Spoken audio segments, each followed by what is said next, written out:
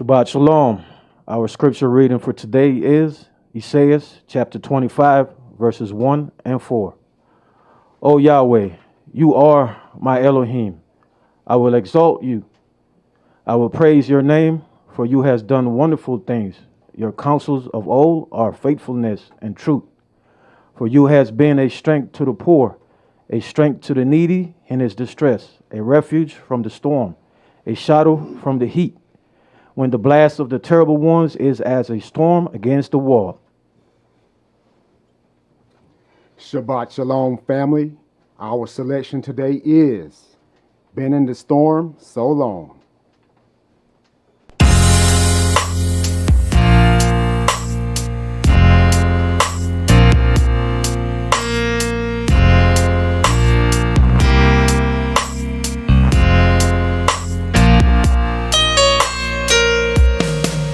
I've been in the storm so long. I've been in the storm so long, yeah. So long. I've been in the storm so long. Oh, give me a little time to pray. I've been in the storm so long. I've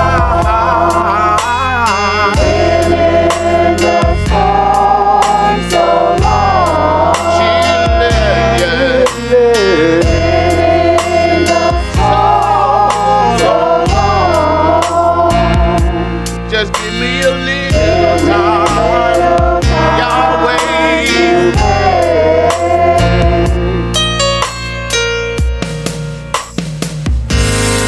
Let me tell your mama how I've come along.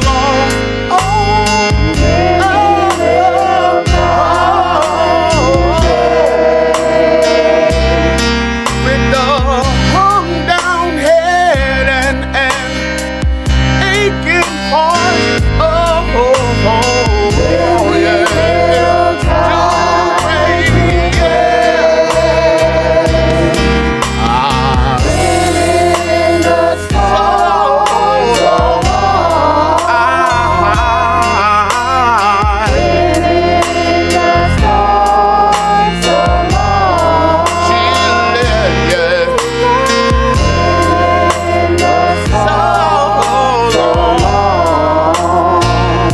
Just give me a little time, Yahweh.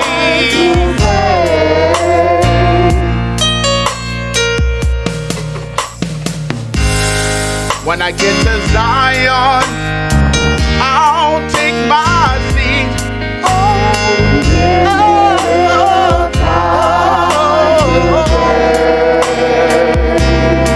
I'm gonna cast my crown at Yahshua's feet.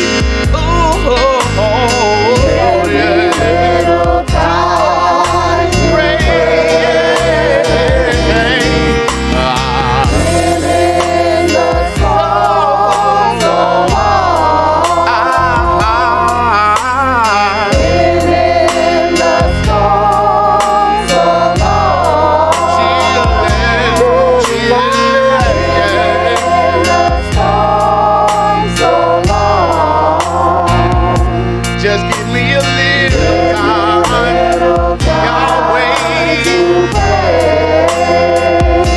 Just give me a little time, Yahweh.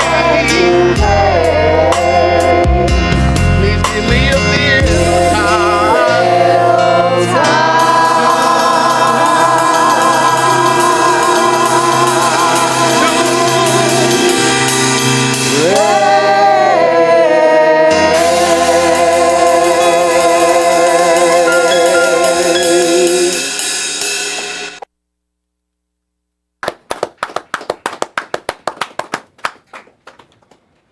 The oracles of the UCI. 1 Peter chapter 4, verses 7 through 11. But the end of all things is at hand. Be you therefore sober, and watch unto prayer. And above all things, have fervent love among yourselves, for love shall cover the multitude of sins. Use hospitality one to another without grudging.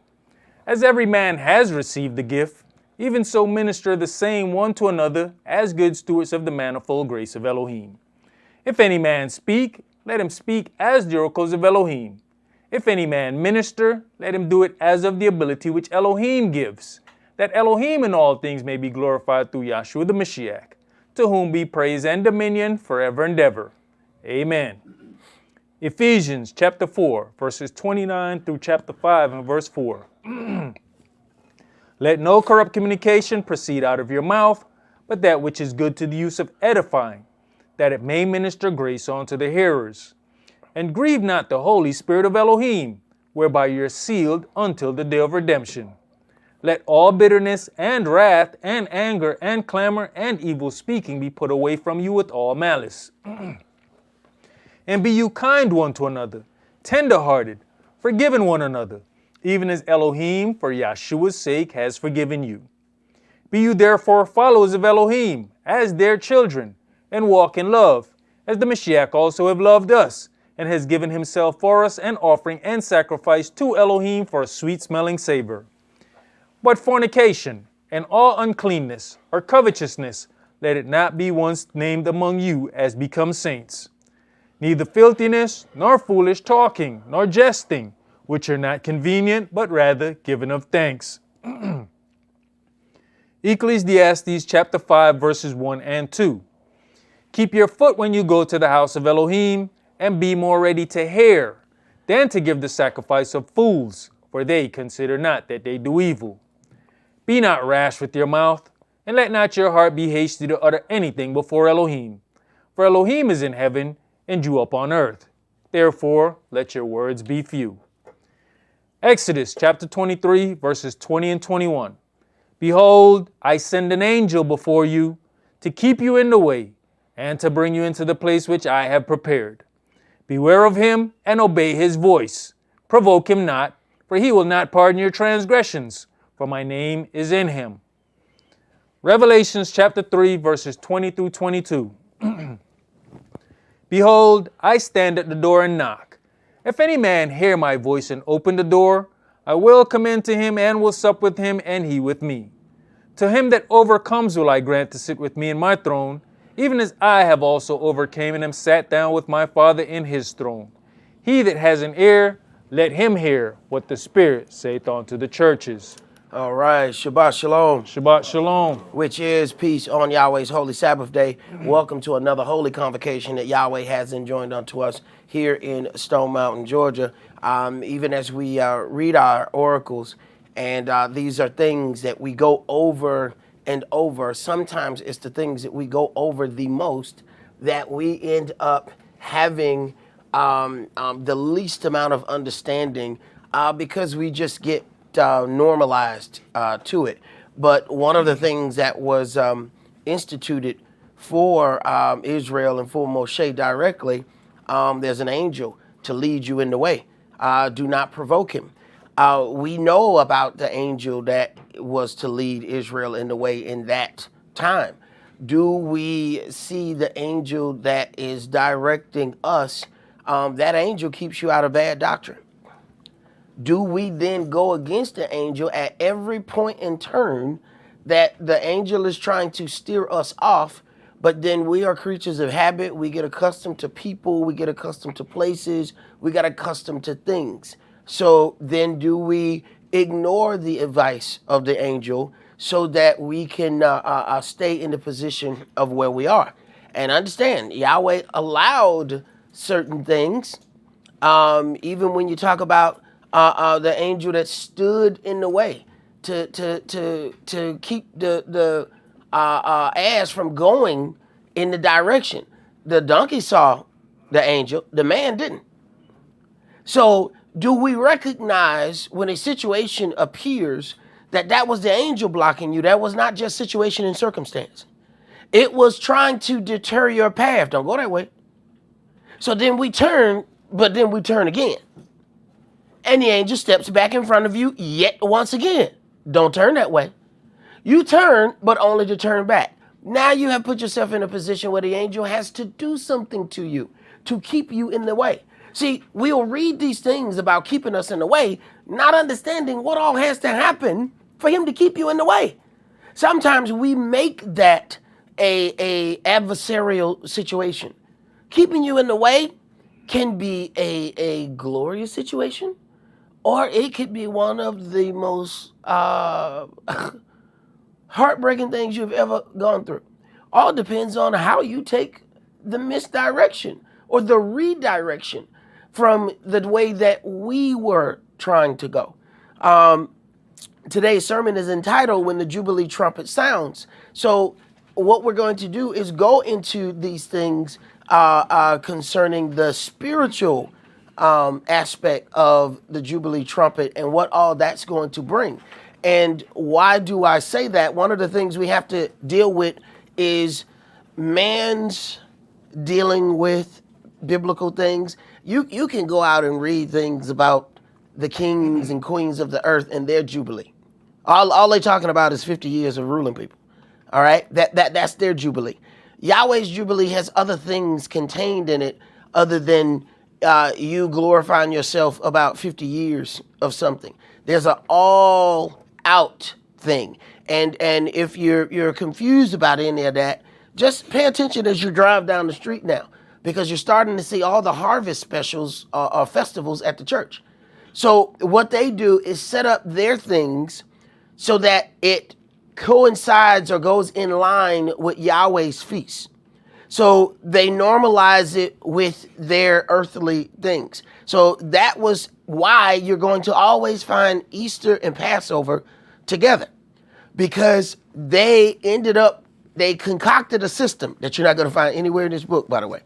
But everybody follows the system that the first new moon after the vernal equinox is how they set up Passover. That way they know this is when they start counting. We will end up being right by Passover with our Easter. Easter is the only Christian holiday that you don't know the date for. Every other Christian holiday, the date is written in stone. Not Easter. Because they have to keep this one in check with Passover to make people believe that they are the same things. So it moves every year. You can go from year to year and keep seeing a different date, a different date, a different date. The problem is none of their other so-called holidays do that. Christmas doesn't change. They're going to have December 25th. It don't matter if it's the Sunday or a Monday or a Wednesday. It's not going to change. It's going to be what it's going to be. So then when you see these harvest specials, these little festivals that they have, and I mean, I passed by one, it's complete with pony rides and everything. They got it all set up. That is your Feast of Harvest. This is the end of our holy days. They have marked that. This is also how you indoctrinate the children. The children will remember. You remember that time we rode the pony at church? Kids not going to forget that. So, boom, now we are indoctrinated into this thing. So it started to grab my attention as we were having certain holy days. I started to see other things going on, but they having something totally different. But how is it that their dates keep lining up with ours? It was designed that way. So that's something that we have to make sure that we understand why it is we do what we do. Because the heathen will come and put all the burden on you. They don't think they have to explain their harvest feast. They don't think they have to explain Easter. But they will darn sure put it on your heels to explain Passover. It is what it is. So we have to be prepared for that. So let's get into, we're going to begin with Leviticus chapter 23. And we're going to read verses 15 through 20.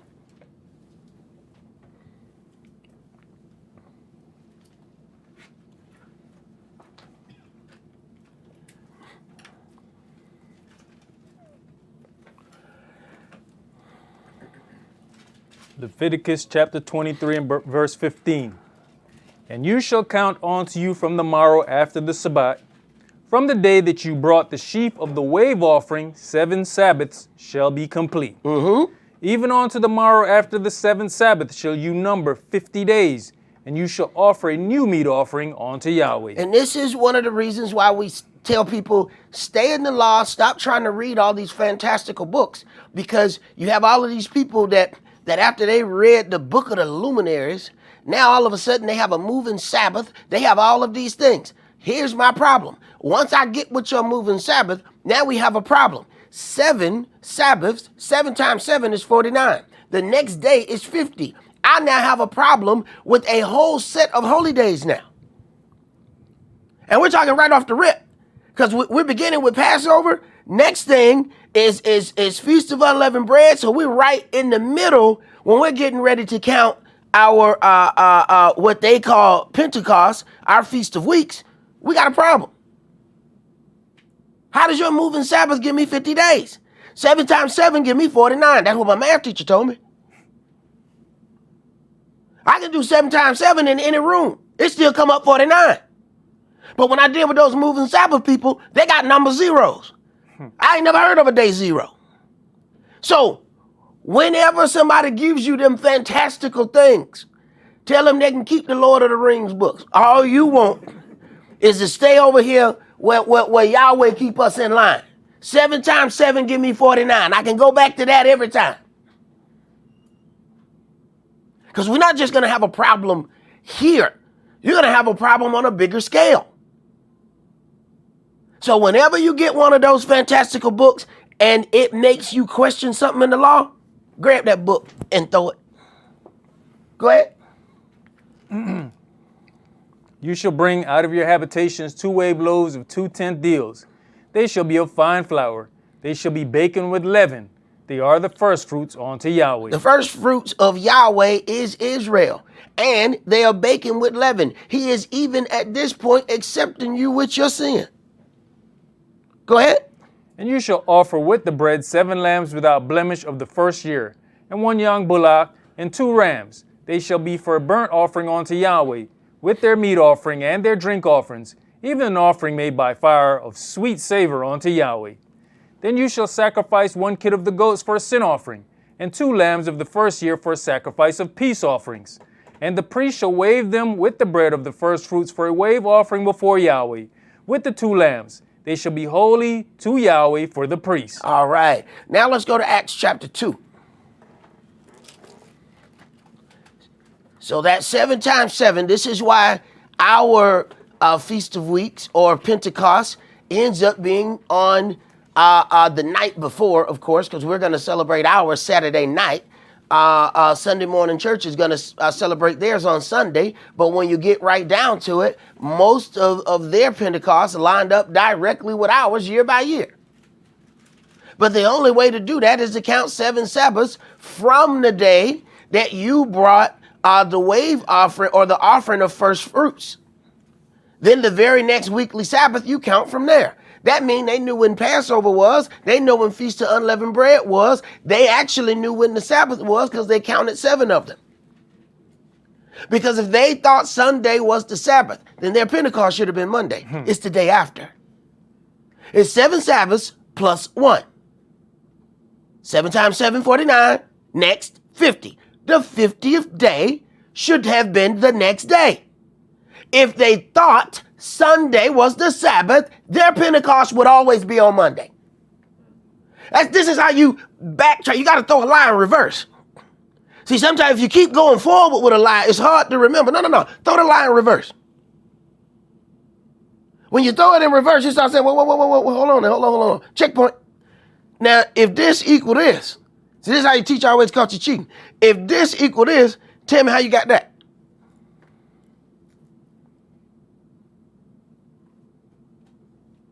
Real simple. We don't have to go into all of these other things. 7 times 7, 49. If you believe Sunday is the Sabbath, every Pentecost in Christianity should be on Monday. But it is not. How can you keep Pentecost, but you're still on the 49th day? You mean to tell me everybody got PhDs but can't nobody count? Go ahead, brother. And when the day of Pentecost was fully come, they were all with one accord in one place. And suddenly there came a sound from heaven as of a rushing mighty wind, and it filled all the house where they were sitting. And there appeared unto them cloven tongues like as of fire, and it sat upon each of them.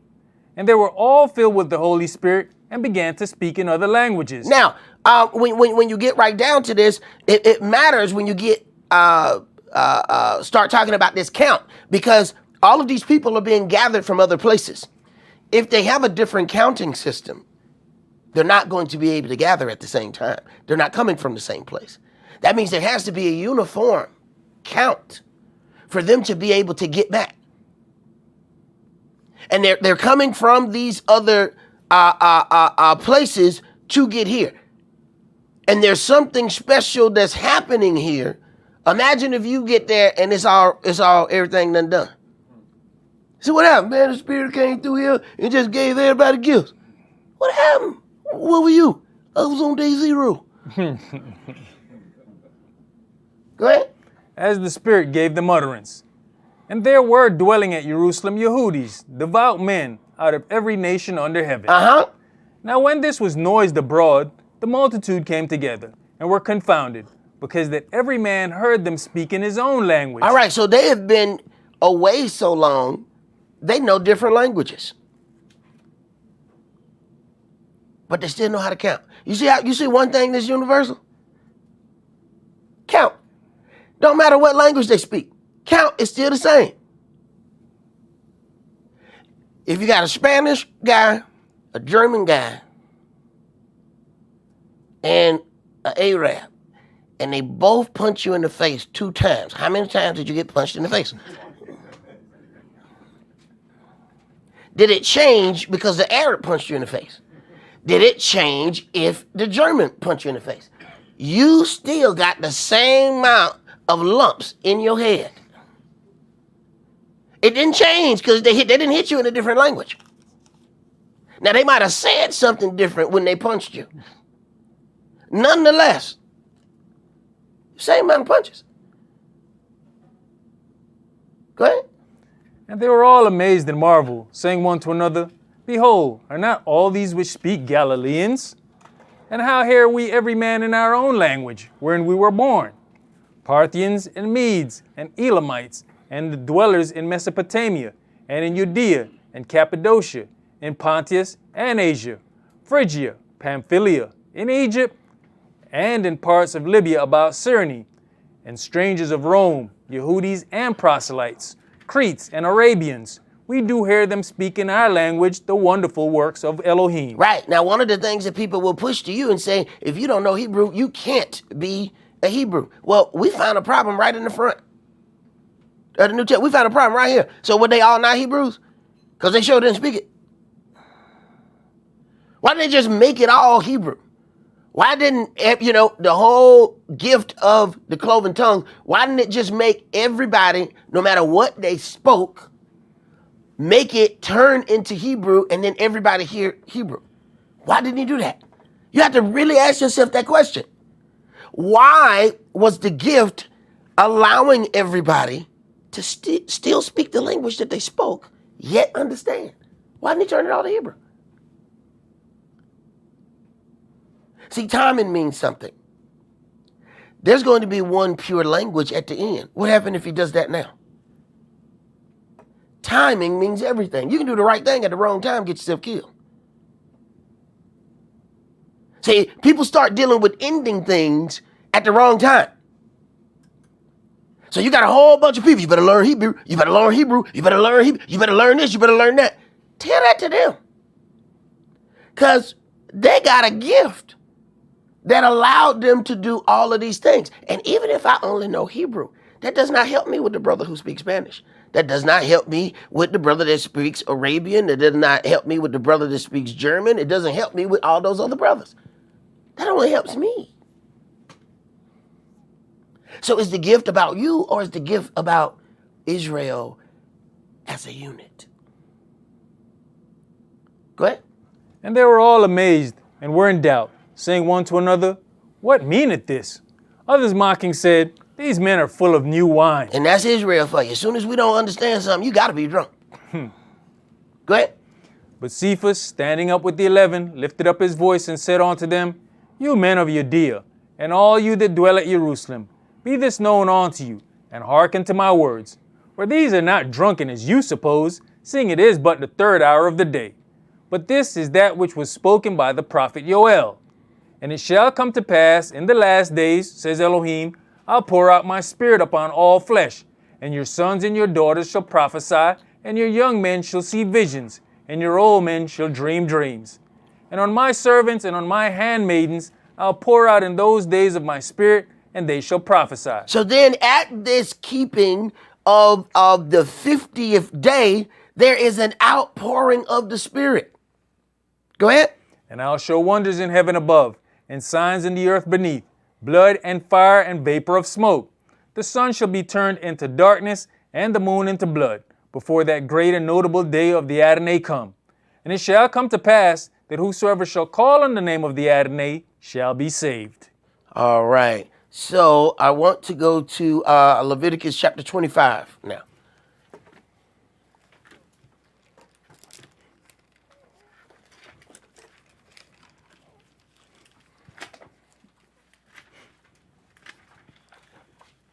See, there's a whole lot of things. A lot of times people will say that they are looking forward to the second coming of Christ, not understanding the level of what all that's going to do.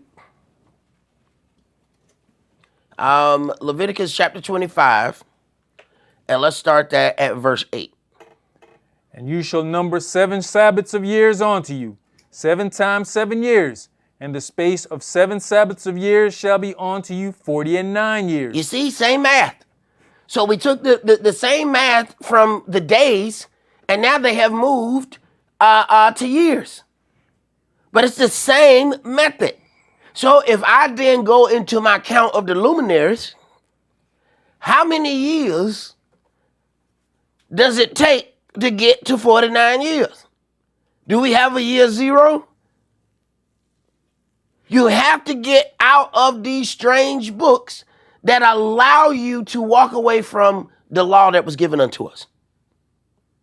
And it's a gradual pull. It's not like you're going to read something in one of these fantastical books that are going to automatically lead you off into another realm. It's going to be little by little by little. And then you're going to look back and see how far away you had to get away from Moshe to accept this Lord of the Rings Bible story that people have been feeding you. But then you have to ask yourself, what was it in you that you found those fantastical stories so intriguing?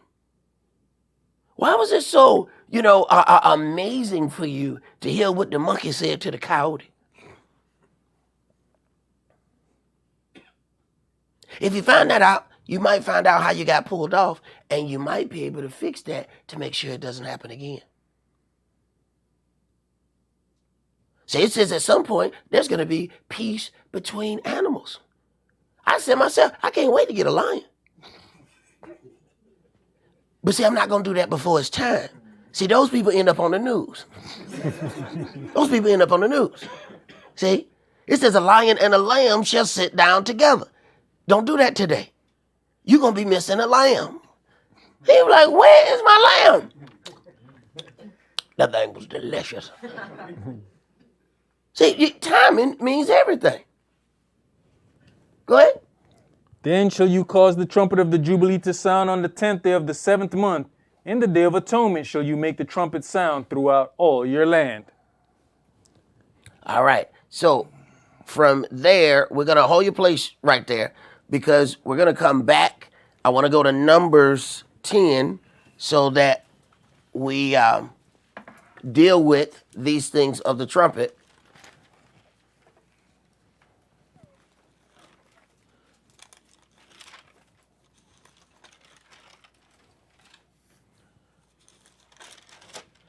Numbers chapter 10. And we're going to read verses 1 through 10.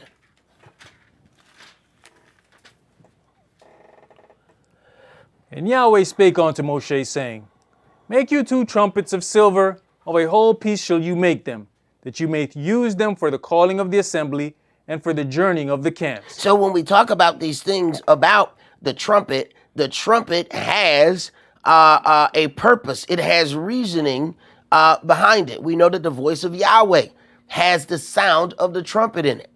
All right, go ahead.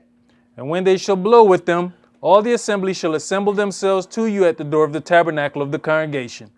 And if they blow but with 1 trumpet, then the princes, which are heads of the thousands of Israel, shall gather themselves unto you. When you blow an alarm, then the camps that lie on the east part shall go forward. When you blow an alarm the 2nd time, then the camps that lie on the south side shall take their journey. They shall blow an alarm for their journeys. But when the congregation is to be gathered together, you shall blow, but you shall not sound an alarm. And the sons of Aaron, the priests, shall blow with the trumpets, and they shall be to you for an ordinance forever throughout your generations. And if you go to war in your land against the enemy that oppress you, then you shall blow an alarm with the trumpets, and you shall be remembered before Yahweh your Elohim, and you shall be saved from your enemies. Also in the day of your gladness, and in your solemn days, and in the beginning of your months, you shall blow with the trumpets over your burnt offerings and over the sacrifices of your peace offerings, that they may be to you for a memorial before your Elohim. I am Yahweh, your Elohim. All right, so then Yahweh then connects the sound of the trumpet unto calling to him. So we have to understand what that means. So when we start talking about this trumpet, Israel is supposed to move. Something is supposed to happen when the trumpet sounds. You know, this is why we sing those songs, What Will I Be? You know, all of these things, when the trumpet sounds, there's supposed to be something happening. So this same concept is there in heaven and in earth, because even the judgments that are coming upon the earth are being instituted at the sound of the trumpet. So let's go back to Leviticus 25, and we're going to start back at verse 10. And you shall hallow the 50th year, and proclaim liberty throughout all the land unto all the inhabitants thereof. And see, that's what's different between what happens with Yahweh. We have a Jubilee. You'll find all of these things with the nations, that they have a Jubilee of their 50th, you know. They'll tell you even the 50th year of somebody's life is supposed to be that special, you know, point. But he's saying right here, this is going to be a redemption for the land and the people. So his Jubilee is higher than our natural 50th Jubilee that we'll have for ourselves. Go ahead. It shall be a Jubilee unto you, and you shall return every man unto his possession, and you shall return every man unto his family. A Jubilee shall that 50th year be unto you. You shall not sow, neither reap that which grows of itself in it, nor gather the grapes in it of your vine undressed. For it is the Jubilee. It shall be holy unto you. You shall eat the increase thereof out of the field. In the year of this Jubilee, you shall return every man unto his possession. Right. So all of these people are supposed to be able to go to their land. They're supposed to be able to go home. Now, the issue here is man has gone out to discover and take places. So man has forgotten where his home is. You know, there's nothing stranger than watching a redneck tell somebody, go home, go back to Africa. Man, you ain't from here. What are you talking about? Why you keep acting like your ancestors just came out of the dust here? You came here and killed the people who was here and went and bought some other people to build it. Man has forgotten where he's from. They actually think this is their home. See, Yahweh's not going to fully destroy anybody's home. But this really doesn't belong to anybody. It's nobody's land. Matter of fact, how else does he send you home? You know, the real easy way, if you keep hanging out at your friend's house, and they said, you know, I ain't going home. A big gust of wind come and pick up your friend's house and slam it on his front side. You know what you're gonna say? You know what? It has come to me. I think I'm gonna go home. Of course you are. Of course you are. See?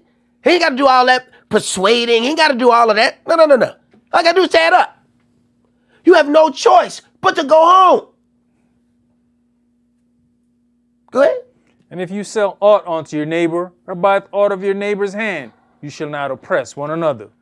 According to the number of years after the Jubilee, you shall buy of your neighbor, and according unto the number of years of the fruits, he shall sell unto you. Now, this concept that the natives had, who they call Indians, they believed that the land was being purchased for a time. Gentiles didn't they disliked that so much. They said they got a name for it. They said, yo, you're an Indian giver. And we so strange, we take all these strange terms and use them in daily life. Whole time, the so-called Indian were right. Now, where he get that from? Where he get it from? Because they said, oh, you're an Indian giver. We always thought an Indian giver is evil. An Indian giver gonna give you something and then take it back. He was talking about this land. We'll do that about perishable things. See, this land is supposed to be forever. We don't really consider that. Go ahead. According to the multitude of years, you shall increase the price thereof, and according to the fewness of years, you shall diminish the price of it. For according to the number of the years of the fruits, does he sell unto you. You shall not therefore oppress one another, but you shall fear your Elohim. For I am Yahweh, your Elohim. Wherefore you shall do my statutes and keep my judgments and do them, and you shall dwell in the land in safety. And the land shall yield her fruit, and you shall eat your fill, and dwell therein in safety. And if you shall say, what shall we eat the 7th year? Behold, we shall not sow nor gather in our increase. Then I will command my blessing upon you in the 6th year, and it shall bring forth fruit for 3 years. Right, the same thing that happened when we talk about the manna. So Yahweh takes the same concept on a smaller level, magnifies that same concept, and put it on a larger level. So if you understand the base concept, you're going to understand the other concepts behind it. That's why people don't want you in certain parts of the book, because you're going to mess around and understand the base. When you understand the base, once I understand certain parts of mathematics, I can figure out the rest of it. Now, that calculus and stuff, that come from the devil.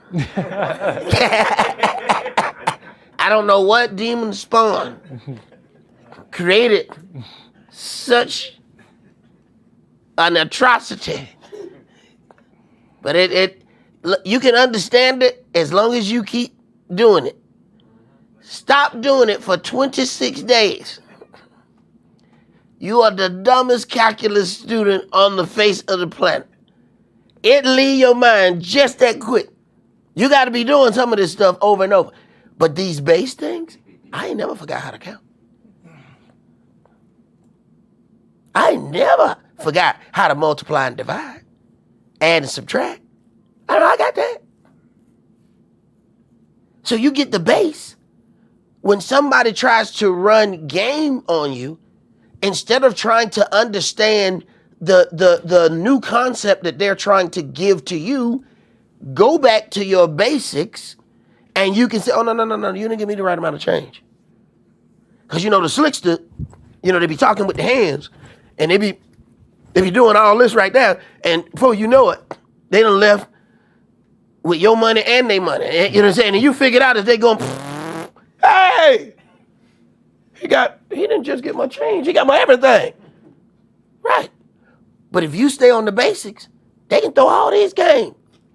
And when he get through talking, he said, "That was a nice speech, but you owe me $23.50." That was nice. I really like the way you did that, but I'm gonna need that $23.50, please. Thank you. Go ahead. And you shall sow the 8th year, and eat yet of old fruit until the 9th year. Until her fruits come in, you shall eat of the old store. Mm-hmm. All right, you finished that? Yes. All right, let's go to Numbers chapter 4.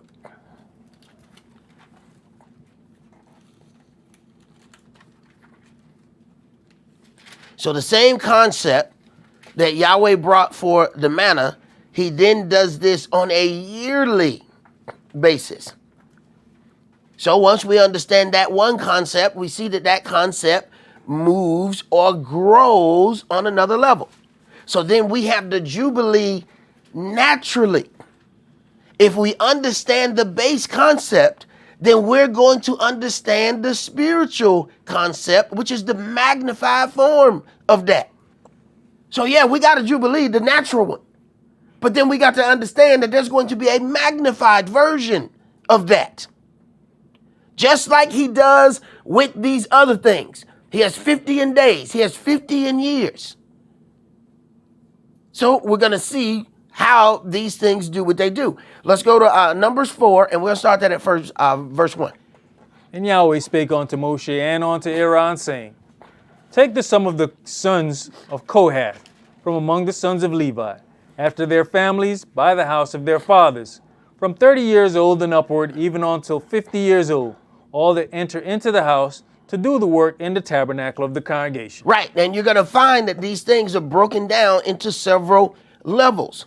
All right, you have some starting at 20, some starting at 25. This is where they learn to go get stuff for the other brothers.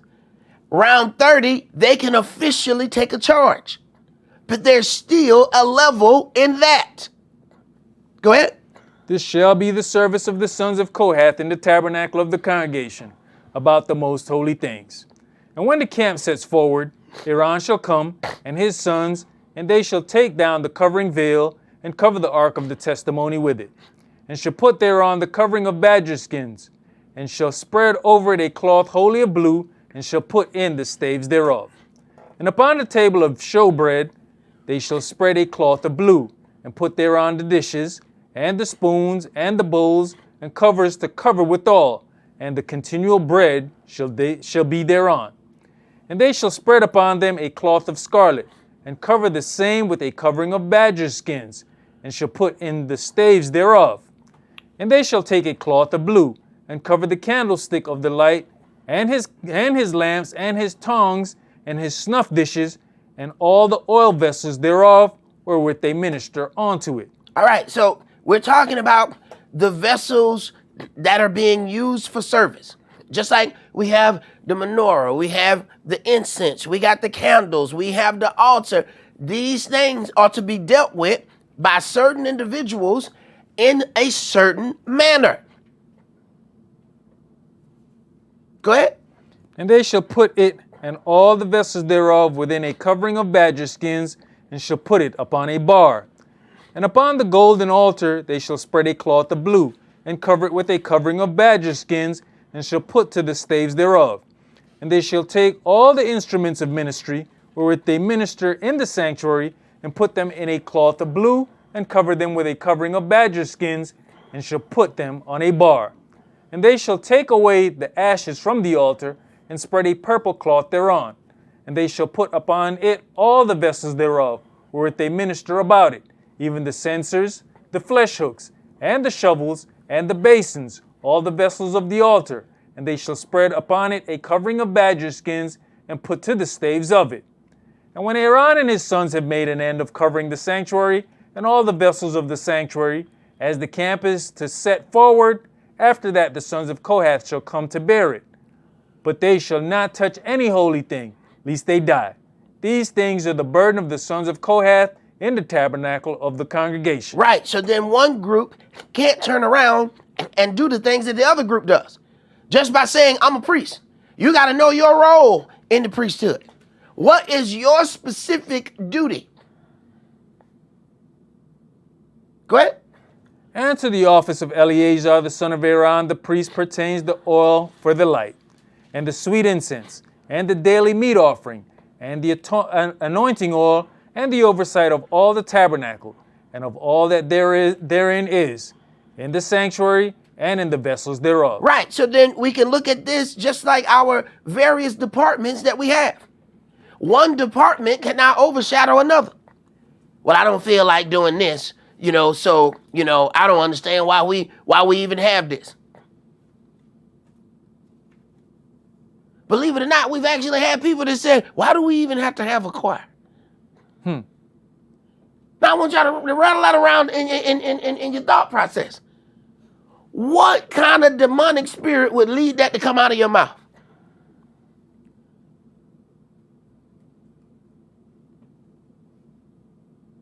But see, there was a time where you had people also fight. Sock, don't throw him out. Sock, don't throw him out. Sock, you being old mean, old Sock. Sock, why you gotta be old mean, Sock? Sock, don't throw him out.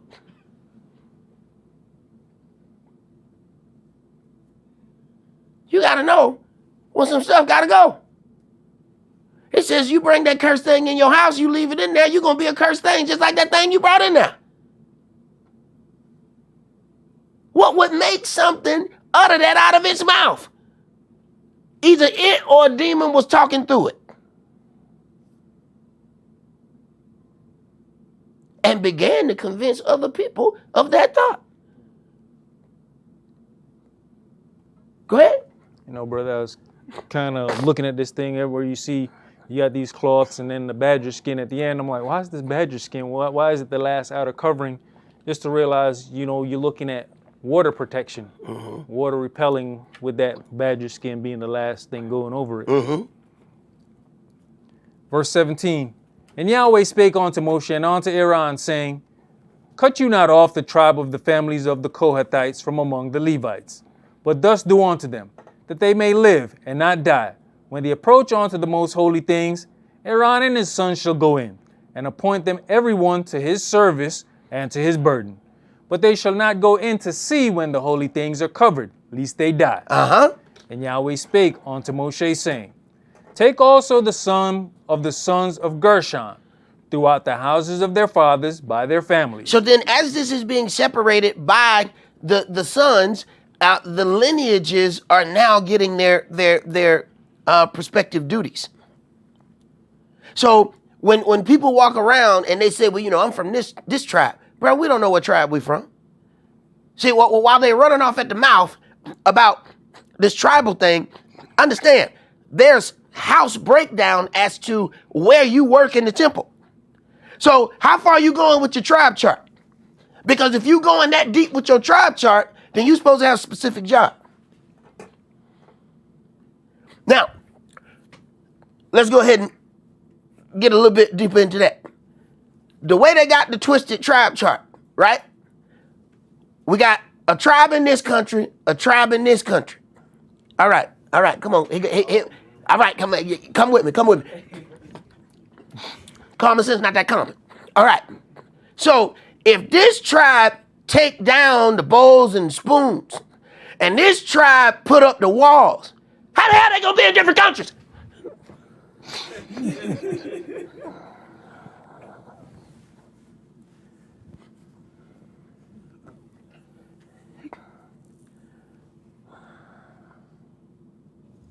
Read, man. From 30 years old and upward, on to 50 years old shall you number them, all that enter in to perform the service, to do the work in the tabernacle of the congregation. You got your passport? Because I'm going to need those spoons. I'm going to need those spoons, bro. I'm going to need those spoons. I need you to make sure you got your passport, man, because we don't need those spoons. I'm sorry, brother. I'm sorry. I got carried away. Go ahead. This is the service of the families of the Gershonites, to serve and for burdens.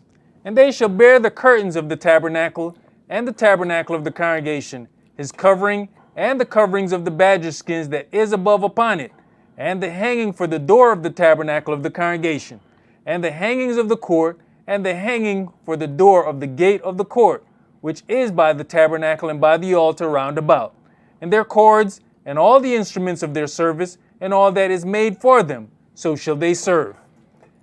And the appointment of Aaron and his sons shall be all the service of the sons of the Gershonites, in all their burdens and in all their service.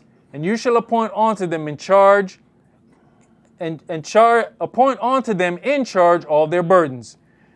This is the service of the families of the sons of Gershon in the tabernacle of the congregation, and their charge shall be under the hand of Ithamar, the son of Aaron, the priest. As for the sons of Merari, you shall number them after their families by the house of their fathers. From 30 years old and upward, even on to 50 years old, shall you number them. All right, so we're getting and we're seeing the breakdown of his times of service.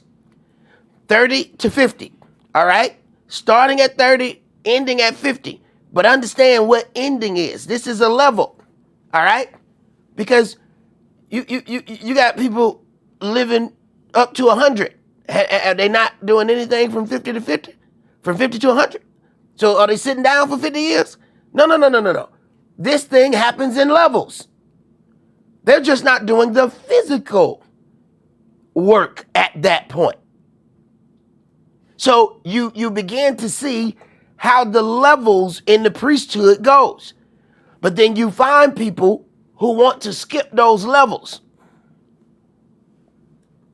And they want to be at a level that they have not earned. Go ahead. Everyone that enters into the service to do the work of the tabernacle of the congregation.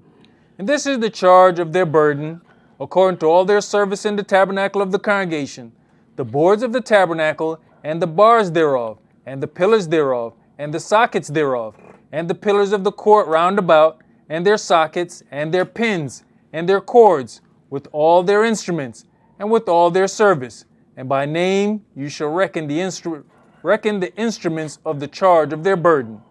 This is the service of the families of the sons of Merari, according to all their service, in the tabernacle of the congregation, under the hand of Ithamar, the son of Aaron the priest. And Moshe and Aaron, and the chief of the congregation, numbered the sons of the Kohathites after their families and after the house of their fathers, from 30 years old and upward, even on to 50 years old, everyone that enters into the service for the work in the tabernacle of the congregation. So Yahweh is methodical. From 30 years old and upward, even unto 50 years old, everyone that enters into the service for the work in the tabernacle of the congregation. So the younger guys are assisting these ones who have the charge. Go ahead. And those that were numbered of them by their families were 2,750. These were they that were numbered of the family of the Kohathites, all that might do service in the tabernacle of the congregation, which Moshe and Aaron did number according to the commandment of Yahweh by the hand of Moshe. And those that were numbered of the sons of Gershon, throughout their families and by the house of their fathers, from 30 years old and upward, even on to 50 years old, everyone that enters into the service for the work in the tabernacle of the congregation. Right. So then you understand something. At a certain age, they can't even touch this stuff.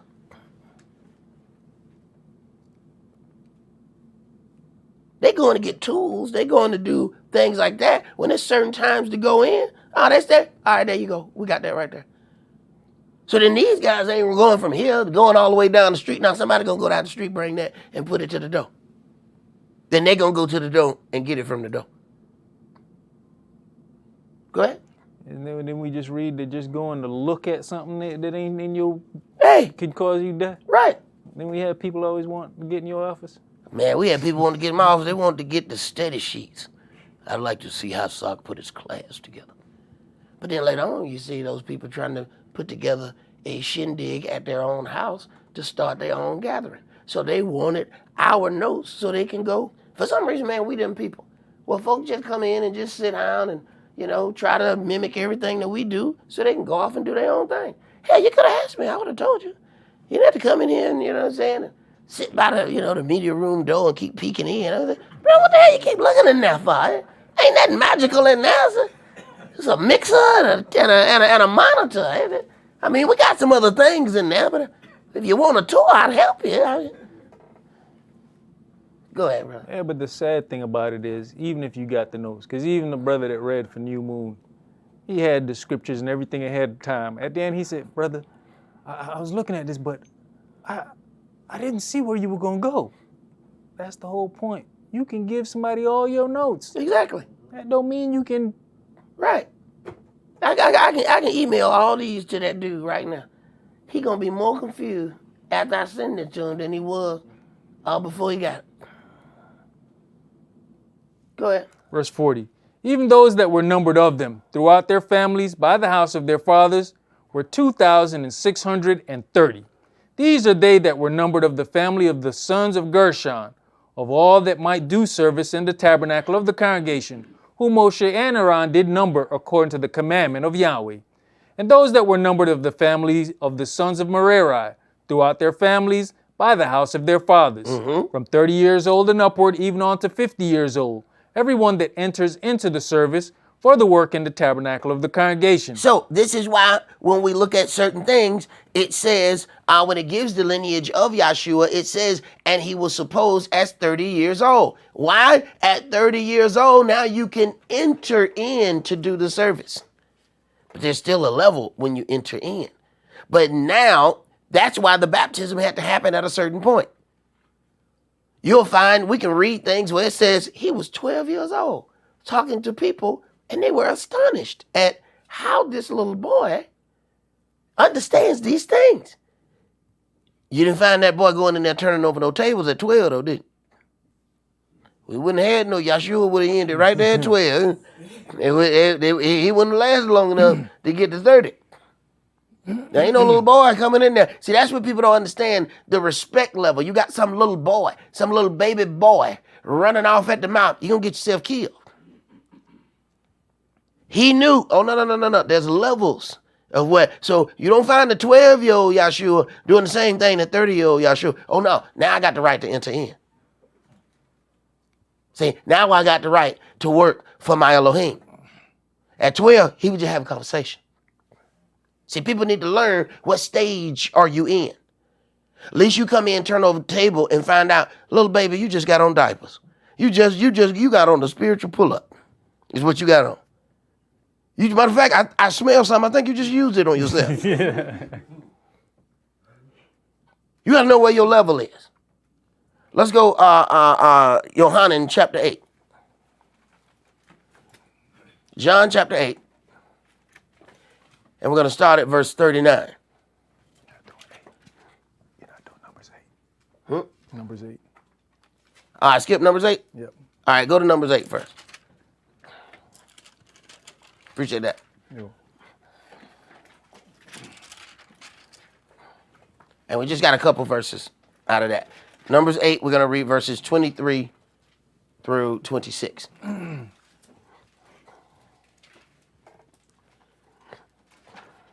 Yahweh spake unto Moshe, saying, This is it that belongs unto the Levites. From 20 and 5 years old and upward they shall go in to wait upon the service of the tabernacle of the congregation. And from the age of 50 years they shall cease waiting upon the service thereof, and shall serve no more. So no more physical labor. Go ahead. But shall minister with their brethren in the tabernacle of the congregation. You see that? To keep the charge, and shall do no service. Thus shall you do unto the Levites touching their charge. So then the work has changed. They're not at a point where they're not working. They're at a point where now they qualify to give advice. So you got somebody that ain't did no work, but they come in. You know what I would do? See, what I would do is shut up. That's what you're gonna do. What you're gonna do is shut up. What service have you done? You're not in the advisement level yet. See, this is what I'm talking about knowing where you are. After they have served, now they can sit around and give advice. A lot of times people give advice. That's why when they do it, we have a system here. It come out of your mouth, you the first one. You know what? I think we should do such and such. I think you're right. We're starting with you. You got first week, so we'll see you Saturday. You know what I'm saying? We'll see you Saturday. You know, there it is. And then you help figure out who come after you. I think it's a wonderful idea. But when you have, that comes off better from people who have done some service for a while, and they can say, yeah, man, I think we need a brother sitting at this post. Okay. Brother done worked a little bit. He done seen where there's an opening. Brother come in, been here 13 minutes. You know, I think we should move the kitchen back on this side.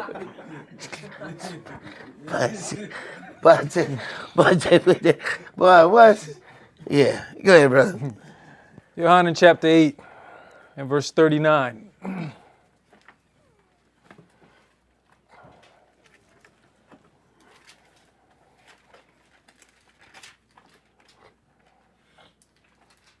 Verse 39.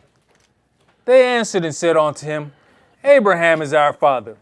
Yahshua says unto them, if you were Abraham's children, you would do the works of Abraham. But now you seek to kill me, a man that has told you the truth, which I have heard of Elohim.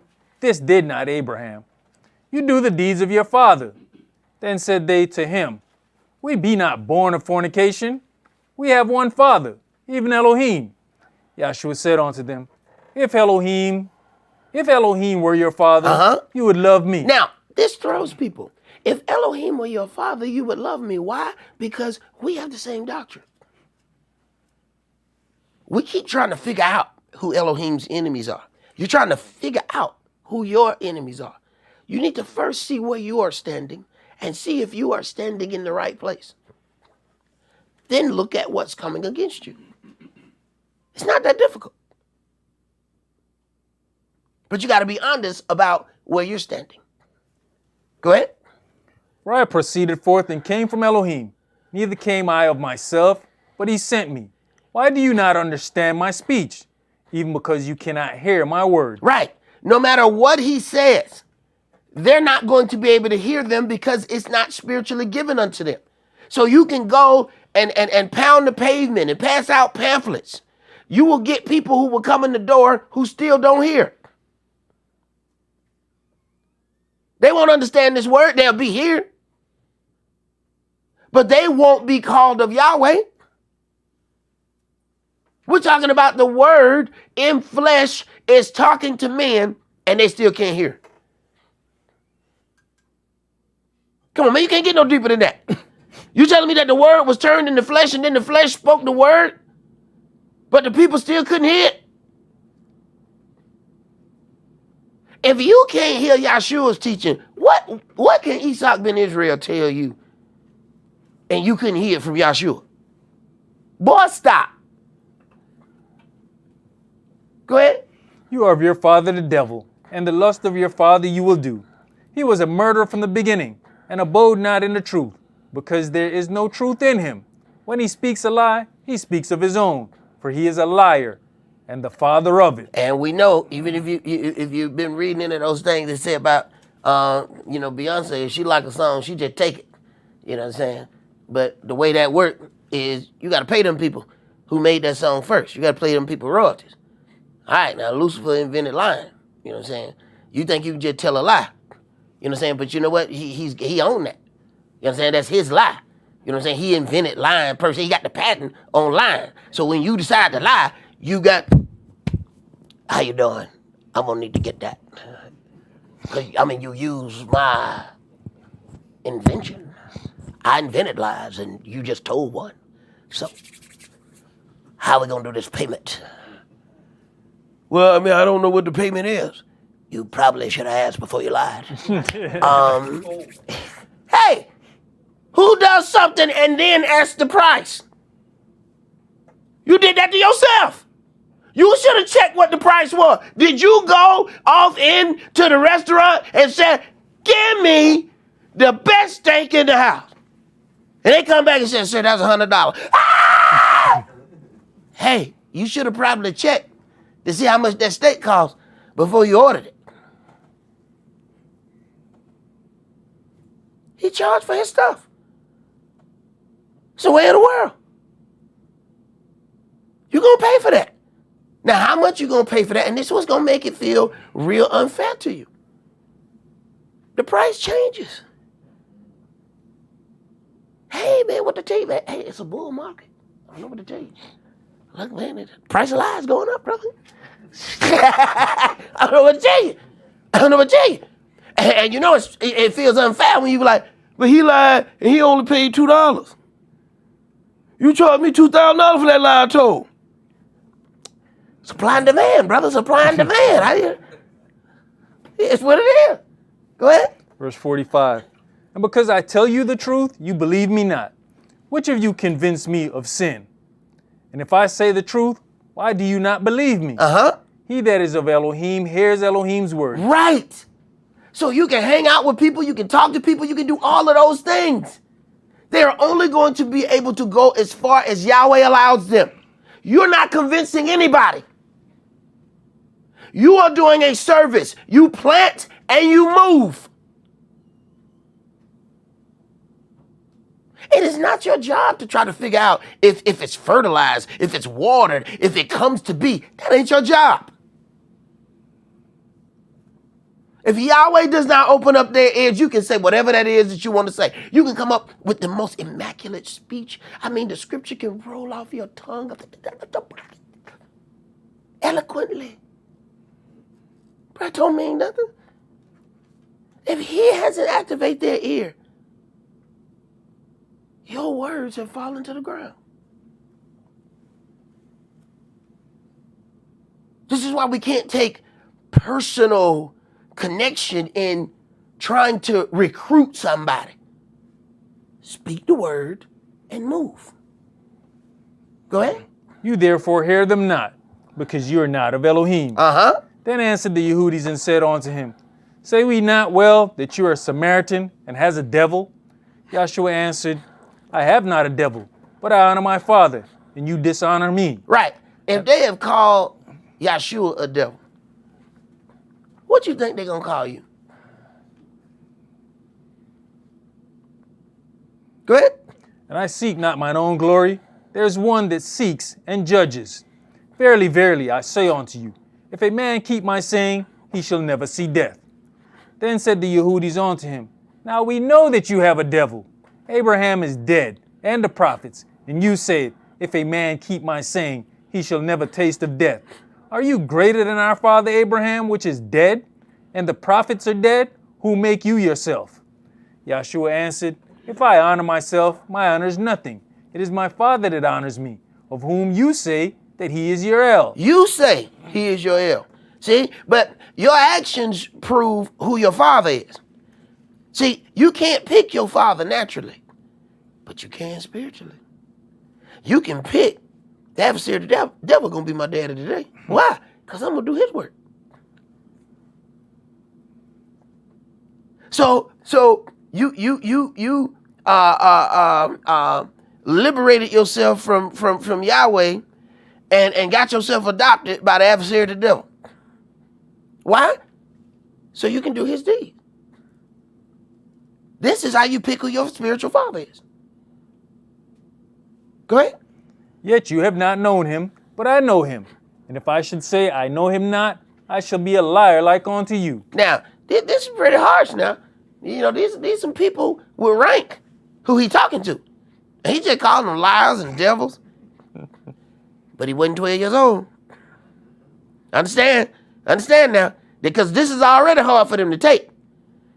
12-year-old would have never made it out the parking lot.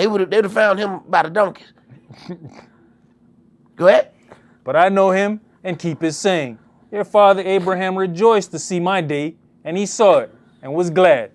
Then said the Yehudis unto him, You are not yet 50 years old, and have you seen Abraham? Yahshua said unto them, Verily, verily, I say unto you, before Abraham was, I am.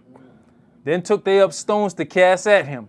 But Yahshua hid himself and went out of the temple, going through the midst of them, and so passed by. Right. So then the statement here has put some things into perspective about where they are.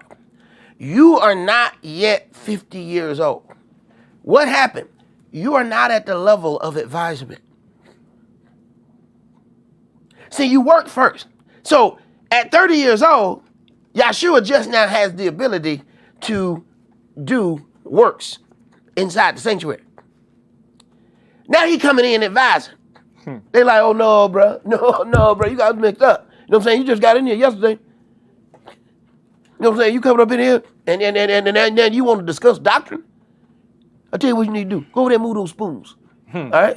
You go over there and you move them spoons, and then you move spoons 20 years, and you come over here and we can have a conversation. Don't come over here talking to us. Understand? Y'all sure done got to skip a level. Yeah. Everybody ain't happy about this level skipping.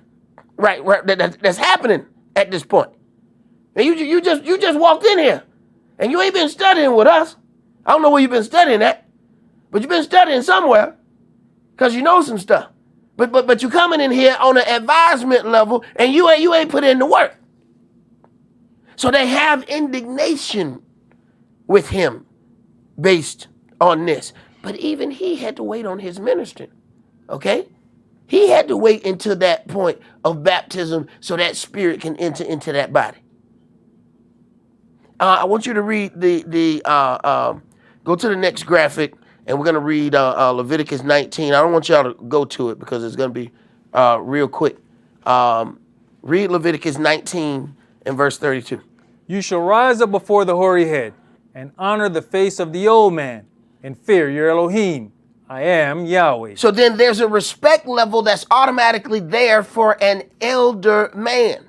But now we have to separate the difference between those who have done service, then enter into an advisement level. What we do is just see a gray-headed man and start asking him life advice. The problem is he need to be on spoons.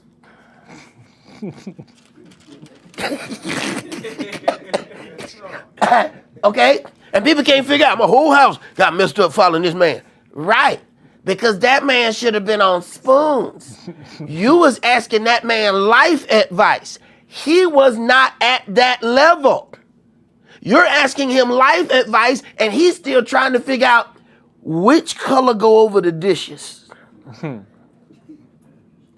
But you got him all up in your house. And can't figure out why your house want him up. You need to learn. People on spoons stay on spoons. If you are a dishwasher, I see you over here by these damn cooks. Unless you bringing them a pan or a pot, I don't need you over here. This is where the cooks go. You don't cook. You wash. Go back over there to your station. When you earn this station, then you can come to this station. That's decent and in order.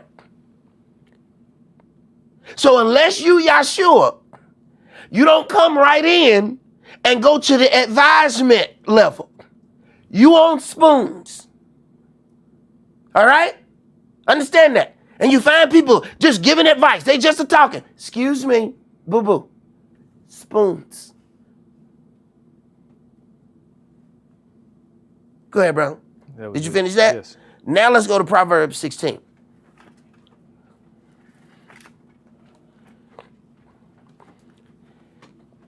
And I know that's probably a little difficult from some of our brothers who have been in other places, because y'all was probably real smart over there.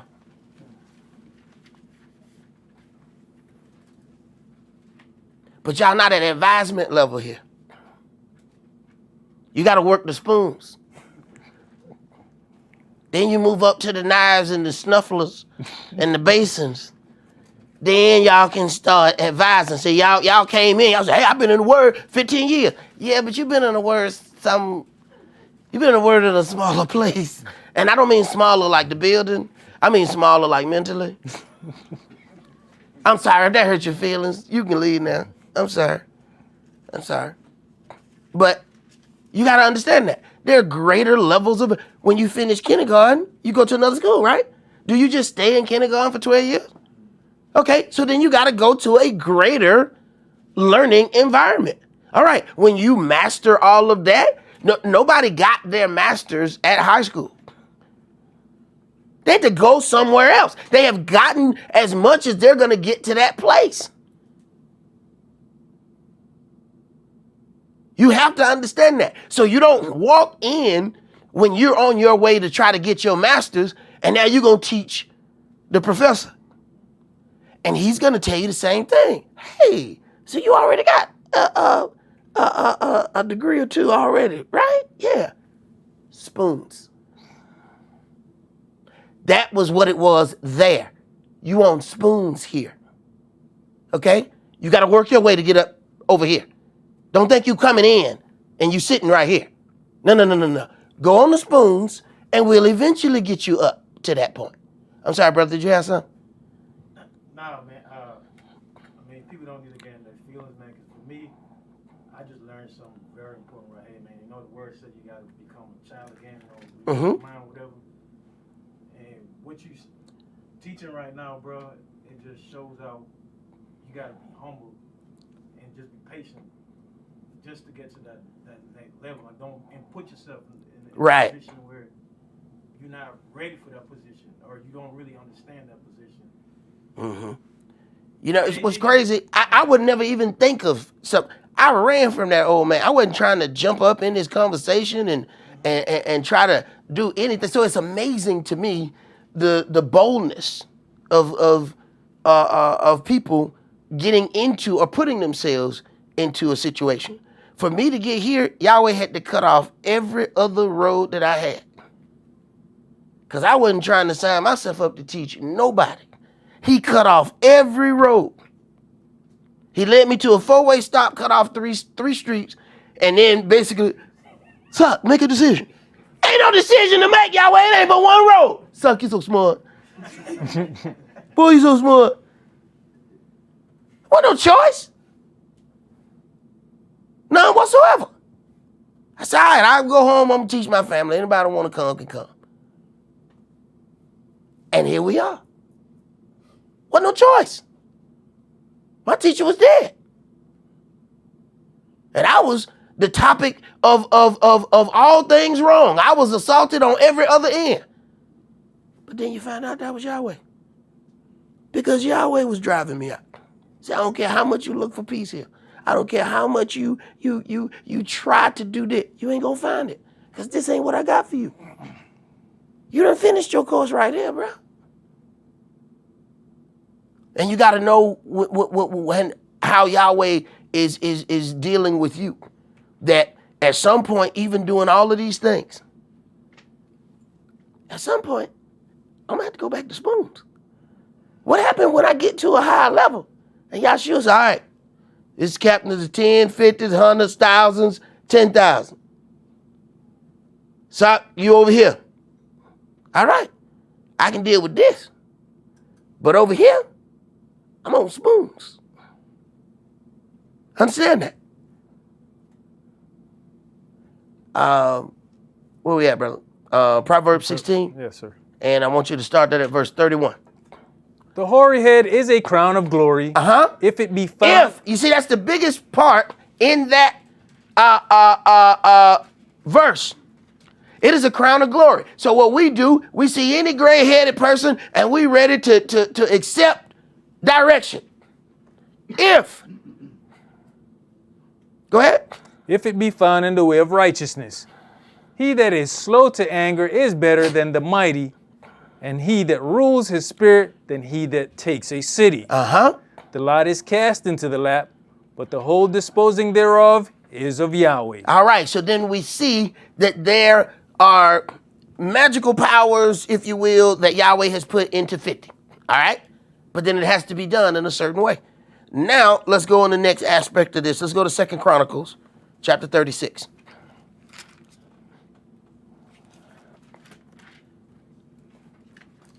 And this is why we always say you have an older and then you have an elder. It is a thing of glory if it be found in the way of righteousness. It just doesn't achieve righteousness by its mere existing.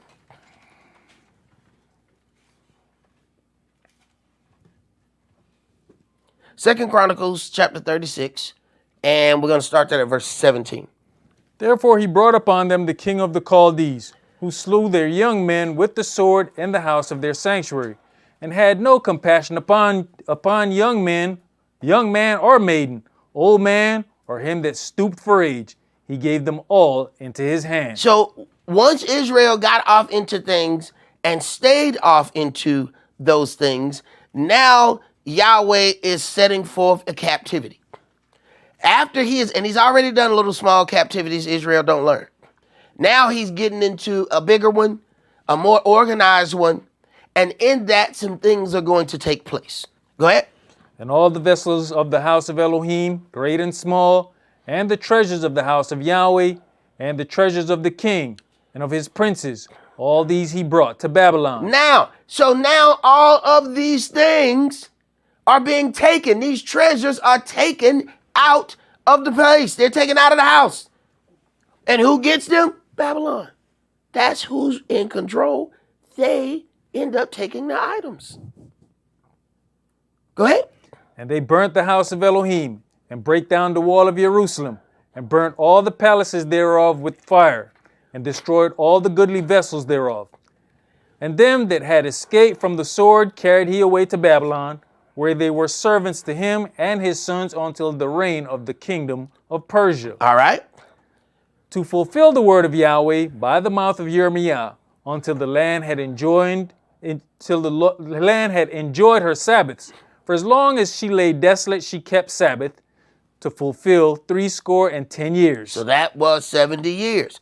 So then, now, let's go to Daniel chapter 5.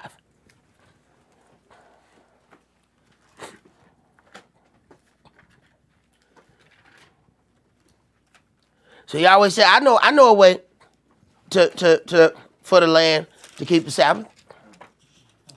I just kick you out of it. Because don't seem to rest when you in it.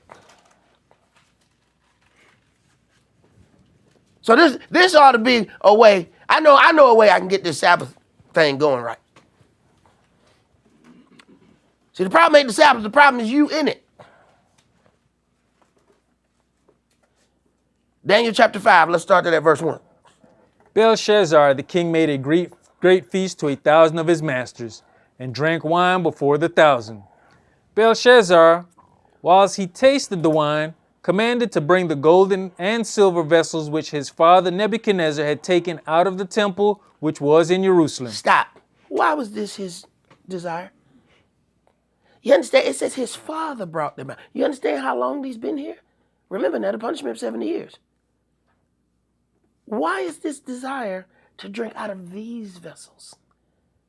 He's had these vessels for quite some time. He has grown up with those vessels. But instead of him drinking, and understand something, King got good stuff.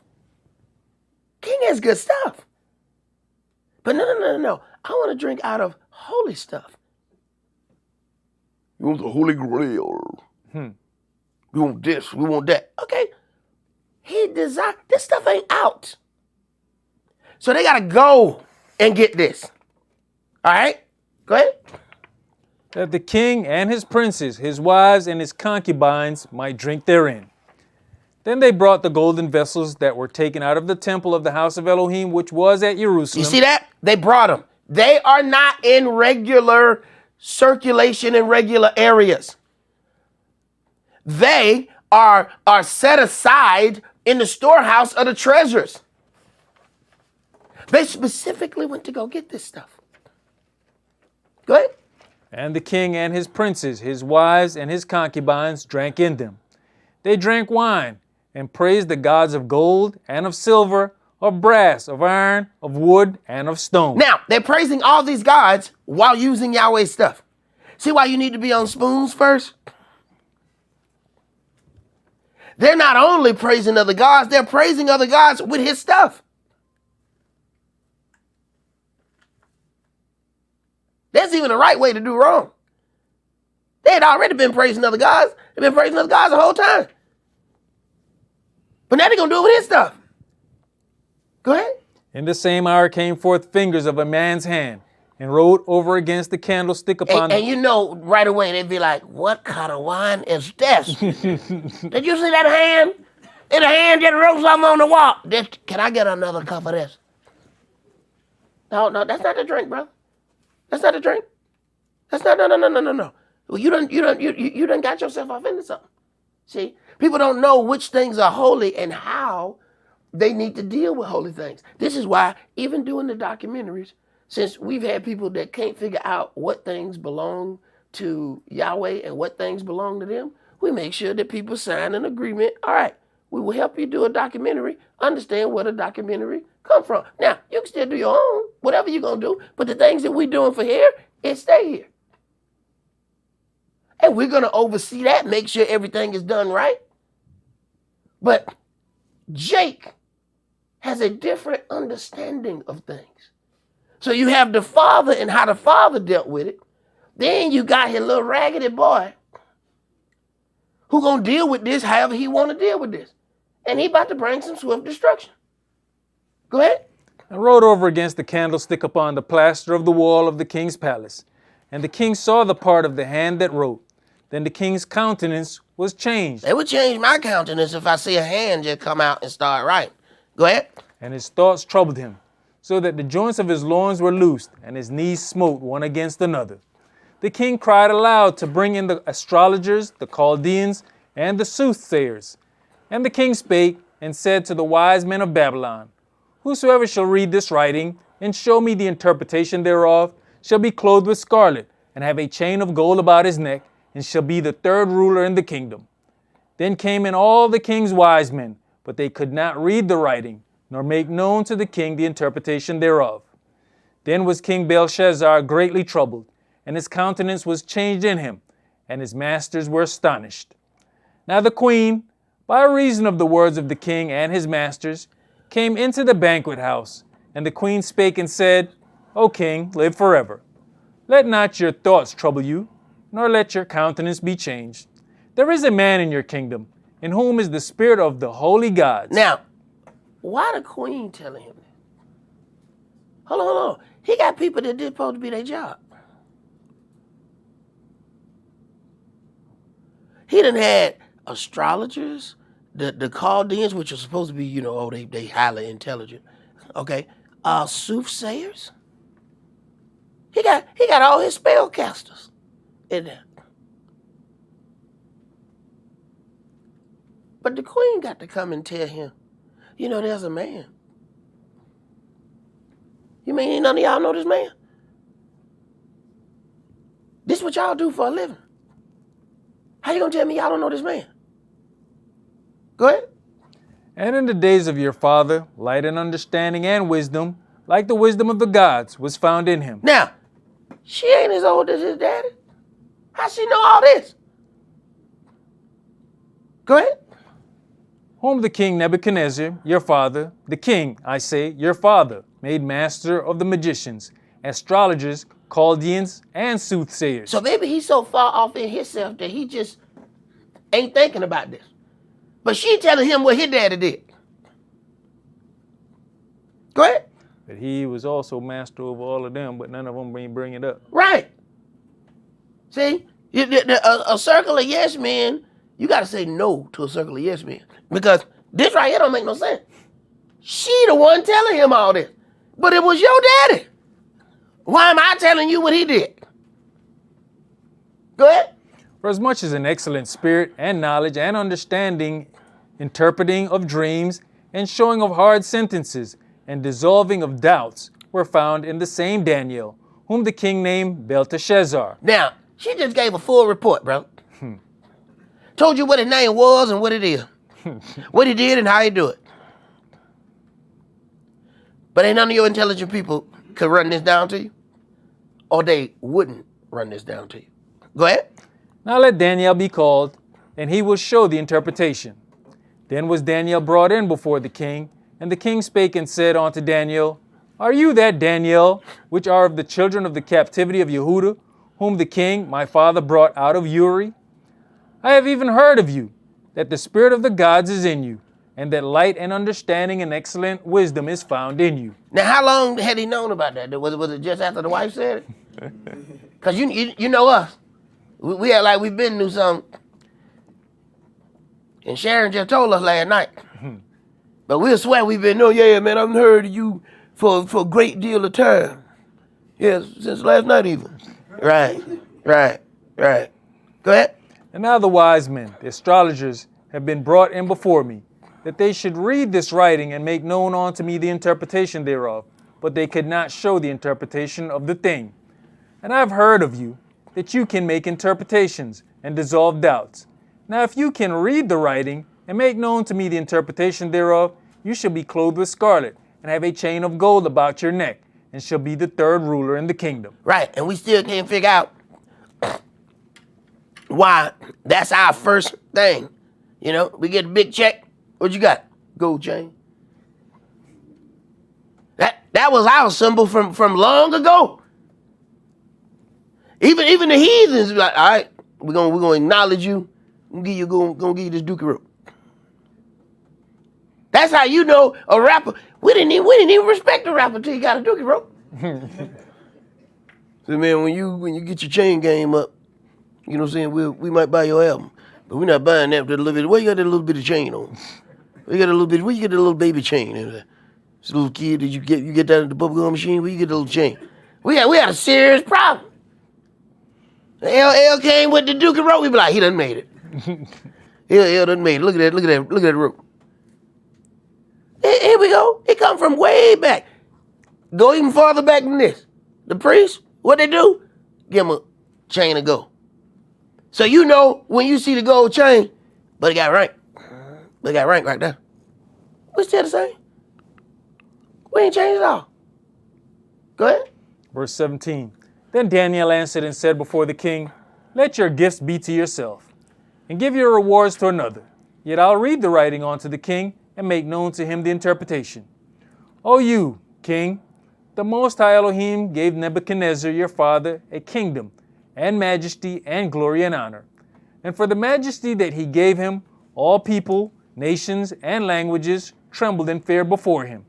Whom he would slew, and whom he would he kept alive, and whom he would he set up, and whom he would he put down. But when his heart was lifted up, and his mind hardened in pride, he was disposed from his kingly throne, and they took his glory from him.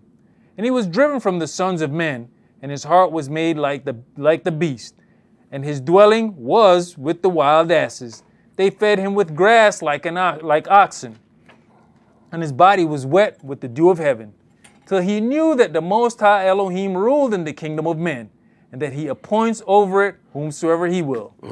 And you, his son, O Belshazzar, has not humbled your heart, though you kneweth all this, but has lifted up yourself against the Adonai of heaven. And they have brought the vessels of his house before you and your masters, your wives, and your concubines have drunk wine in them. And you have praised the gods of silver and gold, of brass, iron, wood, and stone, which see not, nor hear, nor know. And the Elohim in whose hand your breath is, and whose are all your ways, have you not glorified. Right. So he really activated some things by doing all of that and using Yahweh's vessels to do it. This is how we have to not only be careful how we deal with things, but how you deal with each other in here. Understand, these things that are baptized belong to Yahweh. Mistreat one of them and you may have yourself a problem. A much greater problem than you can think. And it's very difficult for us to manage that because we say, well, you know, this is my woman or this is my man. No, that's Yahweh's son or daughter. See, it was all yours before it was dedicated to him. You know, the same way they do y'all when y'all sign up in the military and you decide, you know what, I'm going to ride a dirt bike and I'm going to jump a 50-foot hill. And you come down wrong and they said, you just damaged government property. Mm. No, I broke my leg. No. You broke our leg. No, you broke our leg. See, no. See, you could have jumped a 50-foot hill before you signed on the line to join our establishment. But see, what you just broke down, you just broke ours. See, now we're going to have to talk about compensation. Oh, I'm going to get paid? No, you're going to pay us. What? So I broke myself and I got to pay you? Yeah, because now I got the loss of my property. See, you're supposed to be doing this. But now you can't do this because you decided that you were going to ride your dirt bike and jump a 50-foot hill. So now I got to pay somebody else to do your job. Well, then you got to figure out how you're going to reimburse me for paying somebody else to do your job. Consider that in that manner when you deal with one another. Whether that be your brother, your sister, your husband, your wife, that person has committed themselves to Yahweh. Now, how do you treat something that's his? Need to consider that. Go ahead. You was talking about, basically the whole thing of his wife coming and running everything down, the queen. Uh-huh. And we got Danielle running everything down to him too. And Danielle said, you knew all this. Uh-huh. So what happened? You done got beside yourself. Right. He knew all the stuff that his father did. Mm-hmm. He says, are you that Danielle? So she probably knew exactly what he looked like. He didn't. Why you don't know? So, but you also have to look at how far was this kid set apart from certain things. How we want to protect them from everything, and then you find out, I protected this child from common sense. I have protected this child way too much. He's so smart, they're stupid.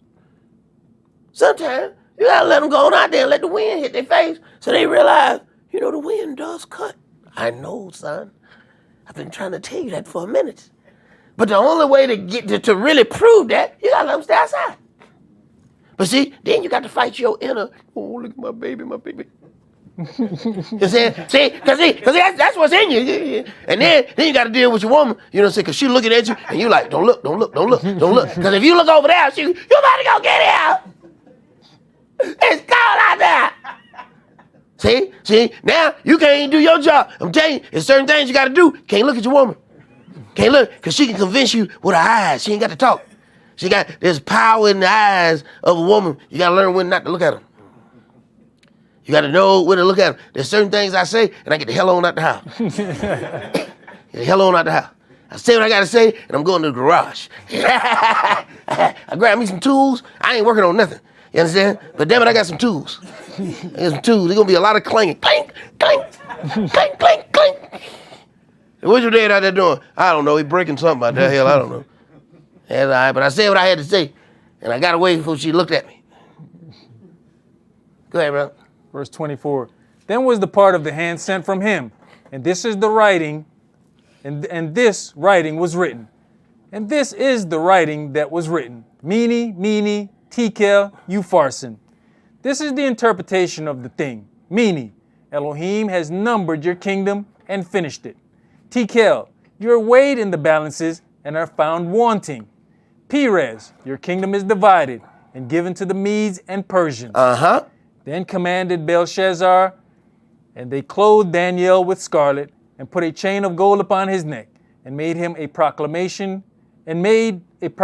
concerning him, that he should be the third ruler in the kingdom. Hey, he said he didn't want it, but he got that dookie rope though. You know what I'm talking about? It's all right. Hey, check that. He got that rope though. You know what I'm talking about? It's swinging, baby.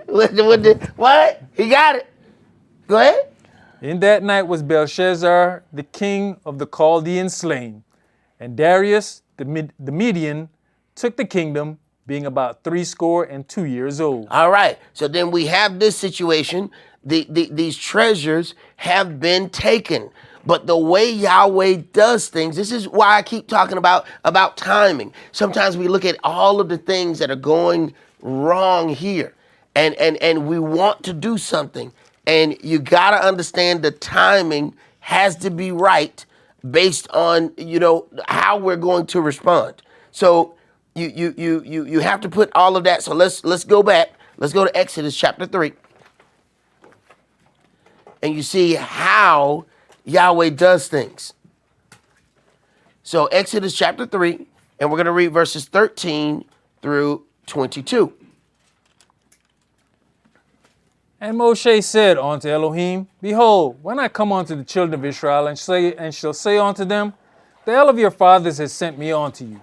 And they shall say to me, What is his name? What shall I say unto them? And Elohim said unto Moshe, I am that I am, Yahweh. And he said, Thus shall you say unto the children of Israel, Yah has sent me unto you. Uh-huh. And Elohim said moreover unto Moshe, Thus shall you say unto the children of Israel, Yahweh Elohim of your fathers, the El of Abraham, the El of Esaac, and the El of Jacob, has sent me unto you. This is my name forever, and this is my memorial unto all generations. You know, I watched a little couple minutes of a Christian program where the guy's trying to convince people this name of Yahshua has gotten around greatly. Now the Christians are having to teach on it. And he's trying to teach this, you know, as far as languages, and that's just the name in this language. And he starts using other things to draw this in. But he doesn't expound upon what I caught in those few minutes was not what he was saying. It was what he wasn't saying. He didn't explain or deal with anything about names. He started saying words, and he would say, you know, how you say apple in this language. And then, is it not an apple? You know, how do you say orange? He's doing all of that without going into names. See, because once you dive in the situation of names, you're going to find, you know, Saddam Hussein's name didn't change for every country that they said it in. See, he knew exactly what not to say. It wasn't about what he said. It was about what he didn't say. See, names don't translate. We didn't give Saddam a new name because we in America. No, we called him by his name. So he even went into the J didn't exist. He's trying to reverse engineer our argument. And that's what gainsayers do. When you read about gainsaying, that's what gainsaying is. They listen to your argument and then dissect it and come from the opposite angle, thereby attempting to take the power away from your argument. But you don't need another argument. You stand right there. So, you talking about the J didn't exist. This is the language. So what was he called 1,600 years before the J got here then? So now let's do simple mathematics. I got 1,600 years here. How many years is it from 1,600 to 2,000? So in other words, on this side, my equation is greater than yours. Yours is only 400 years. Mine is 1,600 plus. And y'all all about money here. Y'all all about numbers. Because y'all all about tenfold up in here, right? So y'all all about numbers. Surely you understand this number. 1,600 is greater than 400, right? You do know those numbers, right? Right. Don't think you need to go find something else you already got. Stand on what you have. What you have is great. And don't let a gainsayer talk you out of what you already have. Go ahead, brother. Verse 16. Go and gather the elders of Israel together, and say unto them, Yahweh El of your fathers, the El of Abraham, of Esaac, and of Jacob, appeared unto me, saying, I have surely visited you, and seen that which is done to you in Egypt. And I have said, I'll bring you up out of the affliction of Egypt unto the land of the Canaanites, and the Hittites, and the Amorites, and the Perizzites, and the Hivites, and the Jebusites, unto a land flowing with milk and honey. And they shall hearken to your voice, and you shall come, you and the elders of Israel, unto the king of Egypt, and you shall say unto him, Yahweh El of the Hebrews has met with us. And now let us go, we beseech you, 3 days' journey into the wilderness, that we may sacrifice unto Yahweh our El. And I am sure that the king of Egypt will not let you go, no, not by a mighty hand. And I'll stretch out my hand, and smite Egypt with all my wonders, which I will do in the midst thereof, and after that he will let you go. And I'll give this people favor in the sight of the Egyptians, and it shall come to pass that when you go, you shall not go empty. Right. So a servant is not supposed to be let go empty whenever the servant returns. So Yahweh is having them follow biblical principles that he has not outlined yet. They don't have those principles yet. He hasn't made it. He'll explain that later. So they're not going to leave empty. But you also see timing. Now, everything that they have lost, Yahweh is now giving to them as a nation, but not while they're still there. They got to get it on their way out. Timing. If we get reparations and stay here, we're going to be broke next month. Because all we're going to do is feed back into a system, and we're going to give them all their money right back. But if we take that money and leave, we then have an opportunity for that money to help us as a nation of people increase. If we get all the money and stay here, it's a done deal. Every brother gonna have 20 pair of Jordans.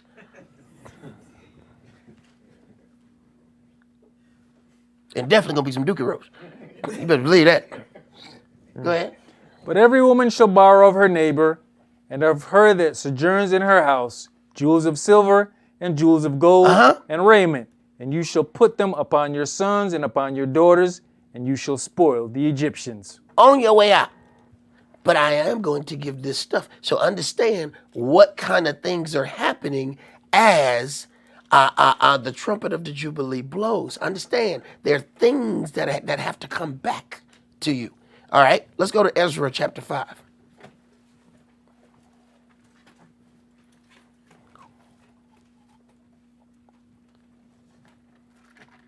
Ezra chapter 5, and let's start that at verse 1.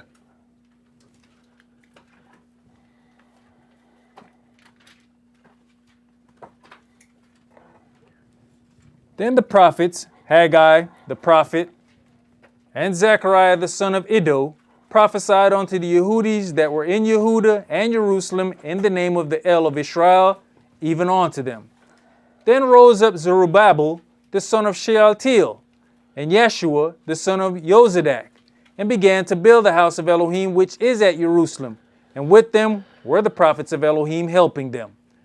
At the same time came to them Tatnai, governor on this side the river, and Shetarboznai, and their companions, and said thus unto them, Who has commanded you to build this house, and to make up this wall? Then said we unto them after this manner, What are the names of the men that make this building? But the eye of their Elohim was upon the elders of the Yehudis, that they could not cause them to cease, till the matter came to Darius. And then they returned answer by letter concerning this matter. The copy of the letter that Tatnai, governor of this side the river, and Shetarboznai and his companions, the Apocryphites, which were on this side the river, sent on to Darius the king. They sent a letter unto him, wherein was written thus, Unto Darius the king, all peace. Be it known unto the king that we went into the province of Judea to the house of the great El, which is built with great stones, and timber is laid in the walls, and this work goes fast on, and prospers in their hands. Understand, everybody is not happy about the rebuilding or the resetting up of any of the holy things. They have benefited from the fall of Israel. What they do not want is for Israel to stand up. That jeopardizes their position. Go ahead. Then asked we those elders, and said unto them thus, Who commanded you to build this house, and to make up these walls? We asked their names also, to certify you, that we might write the names of the men that were chief of them. And thus they returned us answer, saying, We are the servants of the Elohim of heaven and earth, and build the house that was built these many years ago, which a great king of Israel built and set up. But after that our fathers had provoked the El of heaven unto wrath, he gave them into the hand of Nebuchadnezzar the king of Babylon, the Chaldean, who destroyed this house, and carried the people away into Babylon. But in the first year of Cyrus, the king of Babylon, the same King Cyrus, made a decree to build this house of Elohim. And the vessels also of gold and silver of the house of Elohim, which Nebuchadnezzar took out of the temple that was in Jerusalem, and brought them into the temple of Babylon. Those did Cyrus the king take out of the temple of Babylon, and they were delivered unto one, whose name was Sheshbazzar, whom he had made governor. So the things that were taken upon the redemption or the return of Israel, they are given back. Y'all understand what kind of treasures from the temple are sitting over there in the Vatican? Priceless artifacts are sitting there.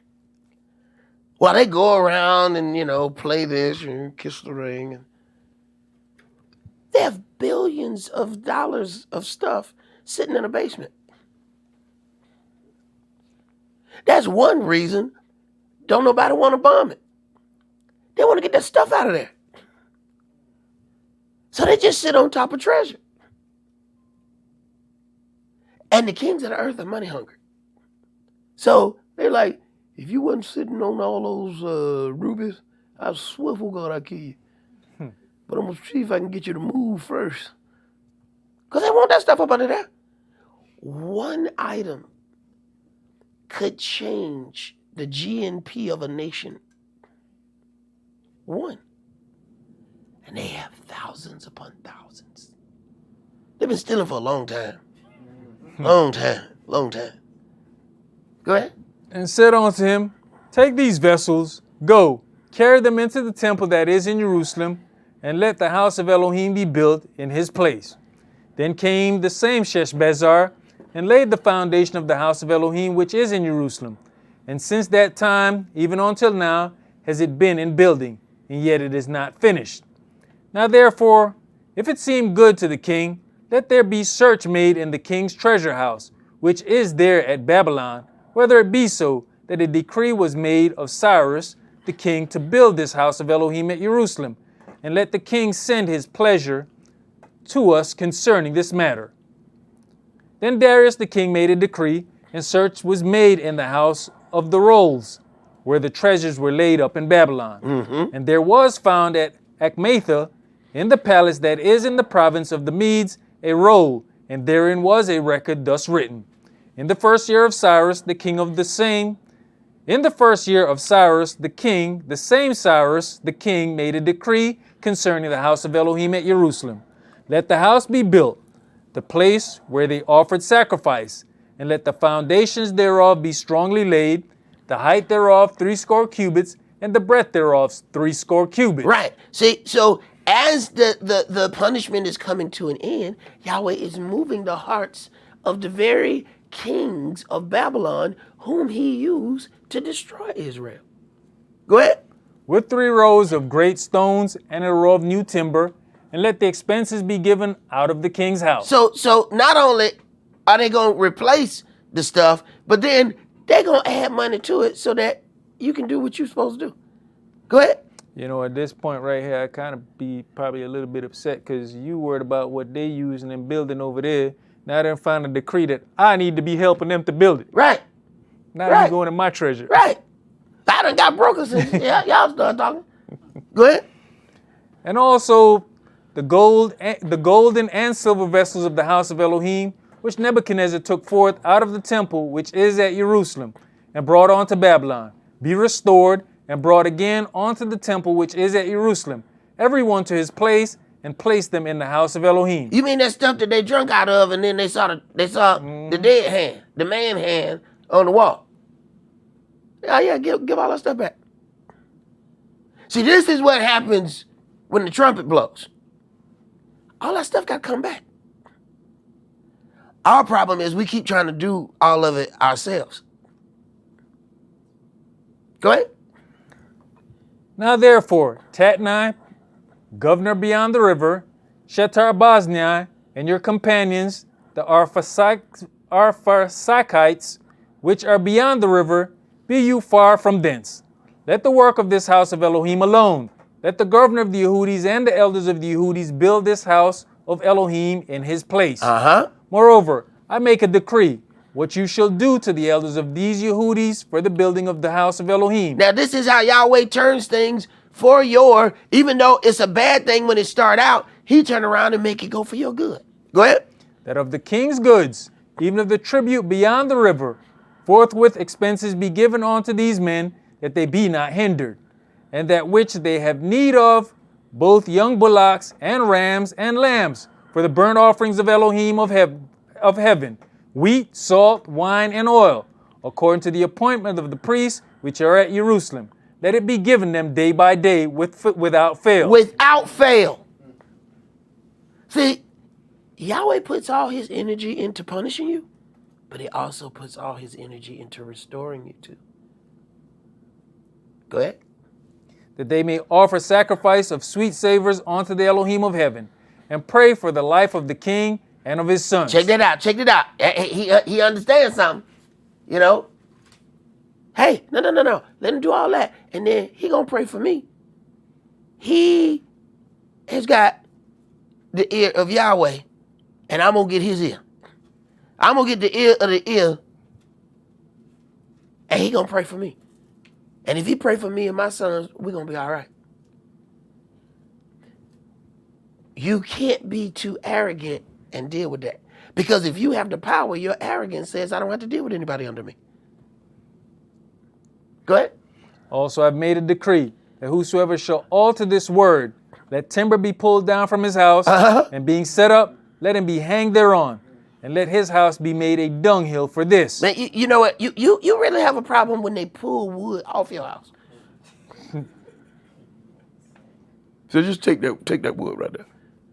Yeah, but that's the house gonna fall off. I know. Take that wood right there. Because we want to hang him with his wood. Wow. Go ahead. And the El that has caused his name to dwell there destroy all kings and people that shall put to their hand to alter and to destroy the house of Elohim which is at Jerusalem. I, Darius, have made a decree. Let it be done with speed. Let it be done with speed. All right. So this is what's going to happen. Then we're going to get into that another phase of that. Let's go to Isaiah chapter 60.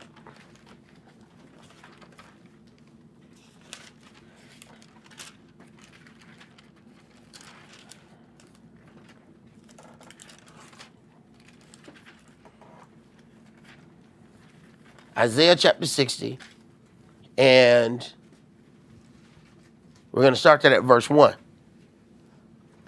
Arise, shine, for your light is come, and the glory of Yahweh is risen upon you. For, behold, the darkness shall cover the earth, and gross darkness the people.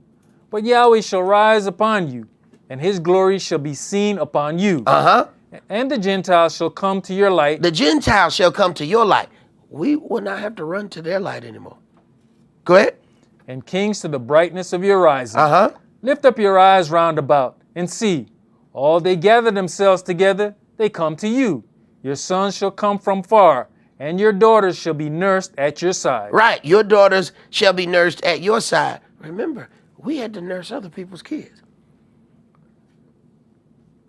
So much, in fact, that a lot of times there was not enough breast milk for the slave child because master child was feeding on that woman's breast.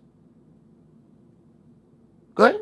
Then shall you see and flow together, and your heart shall fare and be enlarged, because the abundance of the sea shall be converted unto you. The forces of the Gentiles shall come unto you. The forces is all of their power and technology. They've spent all of this time developing all of these things. And Yahweh gonna make them bring it to you. That is a nice. But pause for a second. How many things have we discovered that Gentiles have now had Fortune 500 companies, and we developed it and didn't get a dime for it? When the trumpet blow, you gotta get that back. You gotta get that back. Oh, that's a nice invention. Make sure you bring it to Jerusalem when you come in. You can do what with that? That is amazing. I'll see you at Tabernacles. Go ahead. The multitude of camels shall cover you, the dromedaries of Midian, and Ephah. All they from Sheba shall come. They shall bring gold and incense, and they shall show forth the praises of Yahweh. All the flocks of Kedar shall be gathered together unto you. The rams of Nebaioth shall minister unto you. They shall come up with the acceptance on mine altar, and I'll glorify the house of my glory. Who are these that fly as a cloud, and as the doves to their windows? Surely the isles shall wait for me, and the ships of Tarshish first, to bring your sons from far, their silver and their gold with them, unto the name of Yahweh your Elohim. Wait a minute. ships of Tarshish is Spain. It was the Spanish ships that brought us and spread us all across. Now it says them Spanish ships gonna take you back. But wait a minute, did you see that? To bring your sons from afar, their silver and their gold. Wait a minute, we getting Duke ropes on our way out?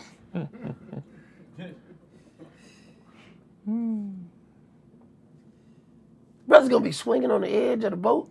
What you doing? Just throw my chain out there to hold me. Bro, what you doing, bro? Bro, we rich. But what he say? You get that on your way out. You get it in, you're gonna blow it. See, this is the effects of what happened when that trumpet. See, all we thinking about, the trumpet blow, we go home. Oh, no. Whole lot more happening when Yahshua blows that trumpet of the Jubilee. Whole lot more. Go ahead. You know, in verse 9, the first thing it says, surely the isles shall wait for me. And if you don't understand that all those islands going to go back under the sea, you understand that it's just going to be up there long enough for you to get off. Exactly. But you know, how do you persuade people to move? Y'all keep waiting for him to be like, come my child. See, they ready for Buju to come. Buju said live. I said live now. Yahweh said. No. That's not what he gonna do. That water gonna keep rising. They gonna be like, what the you gonna keep going to the edge of the island. They're gonna be one toe on the sand. All right, y'all, I think it's time to go. Right. It's time to go. Nah, he not gonna bring Buju to float over the island. Where you go? Time to live now. Yeah, whatever. Go ahead, bro. And to the Holy One of Israel, because he has glorified you. And the sons of strangers shall build up your walls, and their kings shall minister unto you. For in my wrath I smote you, but in my favor have I had mercy on you. Okay. With the same power that he offers punishment, he then offers that same power in redemption. But you got to stand long enough to get to the redemptive part. That power is there on the left and on the right. Go ahead. Therefore your gates shall be open continually. They shall not be shut day nor night. Now, from a standpoint of protection, we all know you don't do that. You don't just leave your gate open all night. But they're going to be bringing so much stuff in, we ain't got time to close it. We're like, all right, now we're gonna shut these gates down. You said what? Another 4 helicopters ago. Go on open the gates. Come on in here. Come on. Just get it on in there. No, we ain't got time to close. They got more stuff. But hold on. The earth participated in the slave trade. We keep looking at a few individuals. We're looking at the bigger party. They all participated. So when you add that payment up, get about 400 years of interest. Come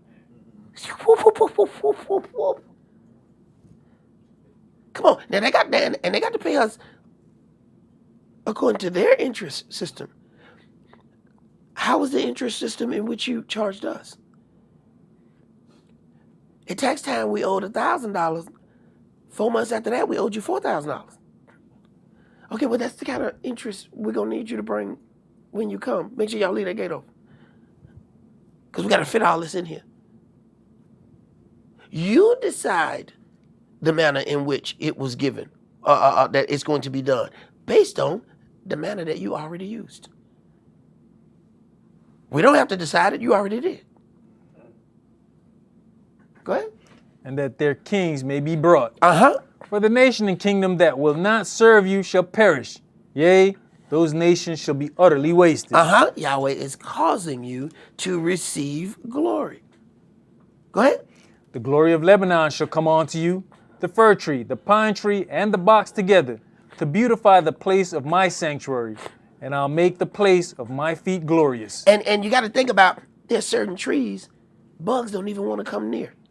And we don't even consider some of those things. That we might be outside and we have all these problems with bugs.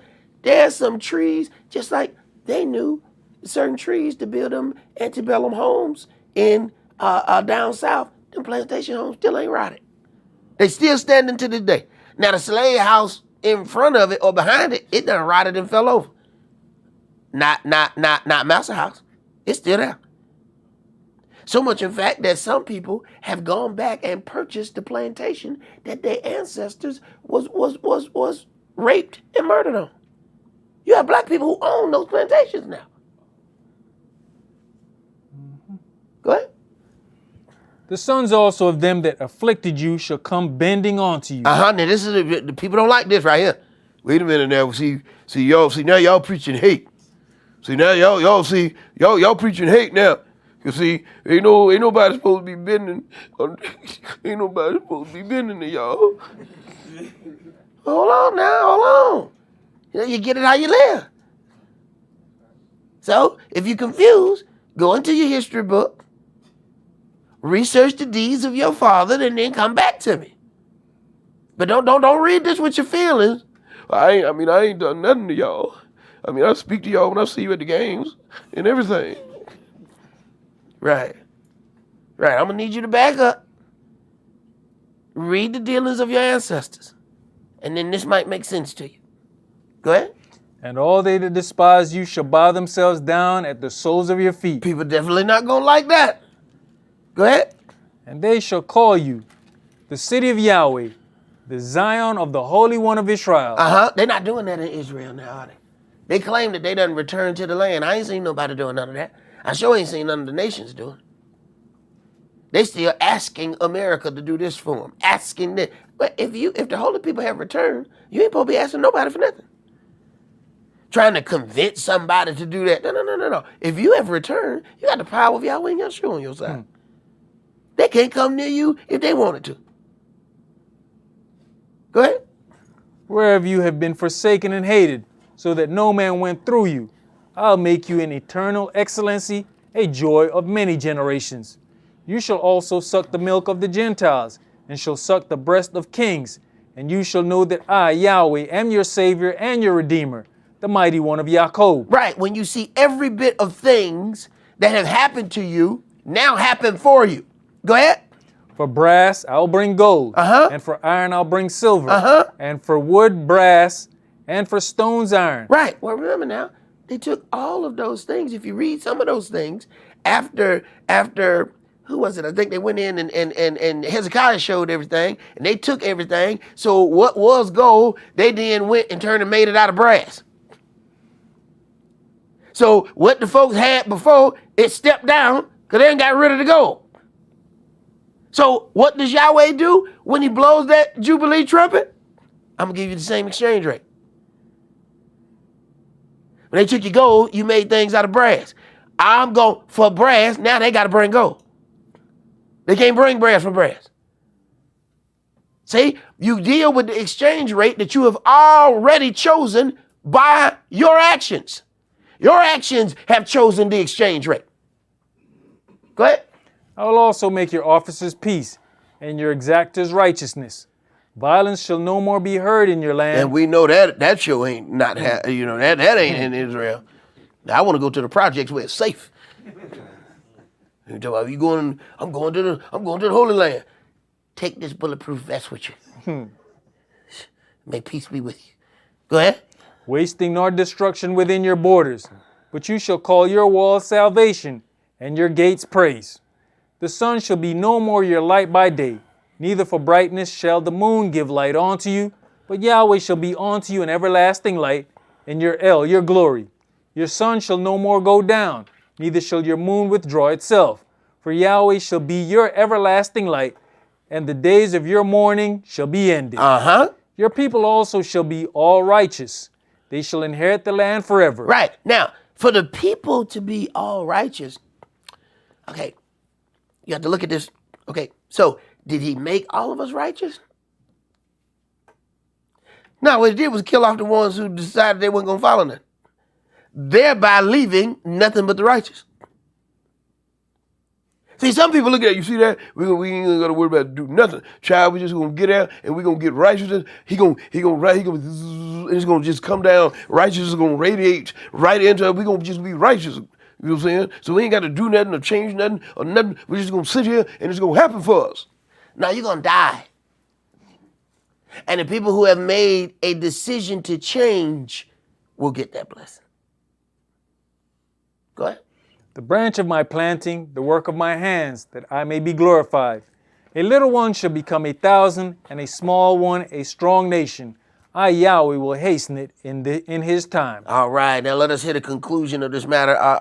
Keep going in chapter 61, and we're going to read down to verse 11. The spirit of the Adonai Yahweh is upon me, because Yahweh has anointed me to preach good tidings unto the meek. He has sent me to bind up the brokenhearted, to proclaim liberty to the captives, and the opening of the prison to them that are bound. Yeah, and we know you open the prison, ain't no Jewish coming out. I can tell you what's coming out of there. Go ahead. To proclaim the acceptable year of Yahweh, and the day of vengeance of our El, to comfort all that mourn. Now understand what's happening, the day of vengeance. See? People don't want to deal with that. They are trying to put together a earth force to fight against Yahshua. Because like my elder used to say, they actually believe they can win. They think that if they gather all their resources together to create this one world government, that they will have enough power and enough weaponry to beat Yahshua.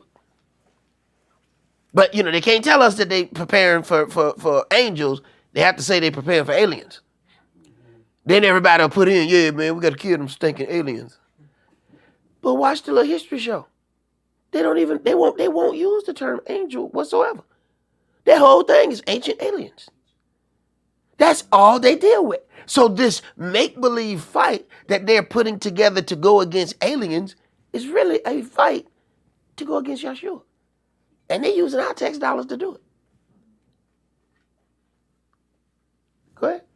Brother, we read the other night about the sound of the wind of the chirps. Yep. All the chirp got to do is just beat them wings together, and we going to see planes and helicopters crashing into each other. Hey, man, what did I tell you about winning? It sets you up for the biggest loss ever. The arrogance of some people who have never lost is astounding. Never lost, bro. Okay? They just go into another country, just slap them up. They beat up countries without even pulling out the gun. You know what? We ain't gonna let y'all buy that nowhere on the planet. How you in charge of planet goods? And then that country try to go over here to buy, some wheat and stuff. They said, no, y'all can't sell them no wheat because we said they can't buy none. What? You can't, hey man, this our stuff, and we gotta sell this stuff to make money. Well, you can't sell it to them. So then you're talking about some things here coming into place. That arrogance sets you up to believe that you can overcome anything. Surely we're gonna be able to take care of this dude on a horse. Go ahead. To appoint unto them that mourn in Zion, to give unto them beauty for ashes, the oil of joy for mourning. Right. So why would they have ashes? Fasting, sackcloth and ashes. You fast in sackcloth and ashes to take away your beauty so that you can take away the vanity of your appearance. He said he's going to take away the ashes and he's going to give you your beauty. Go ahead. The garment of praise for the spirit of heaviness, that they might be called trees of righteousness, the planting of Yahweh, that he might be glorified. And they shall build the old waste places, and they shall build the old waste. They shall raise up the former desolations, and they shall repair the waste cities, the desolations of many generations. Right. So it's a whole lot of things that are going to have to be set up, but we're going to also take into us the things that's already set up. We ain't knocking every building down so we can rebuild every building. So It was built with Hebrew hands, child. you out your mind. We ain't never going to have this city. Go ahead. And strangers shall stand and feed your flocks. It's your payment. It's your payment. Remember, you had to feed other people's flock. You were made to put a yoke of iron around your neck and till the ground. You had to do all of these things. When the trumpet of the Jubilee sound, you get to receive that what you have put in. So that's why you watch people. What you receive on the other side is based on what you put in now. Their punishment is based on the things that they already done.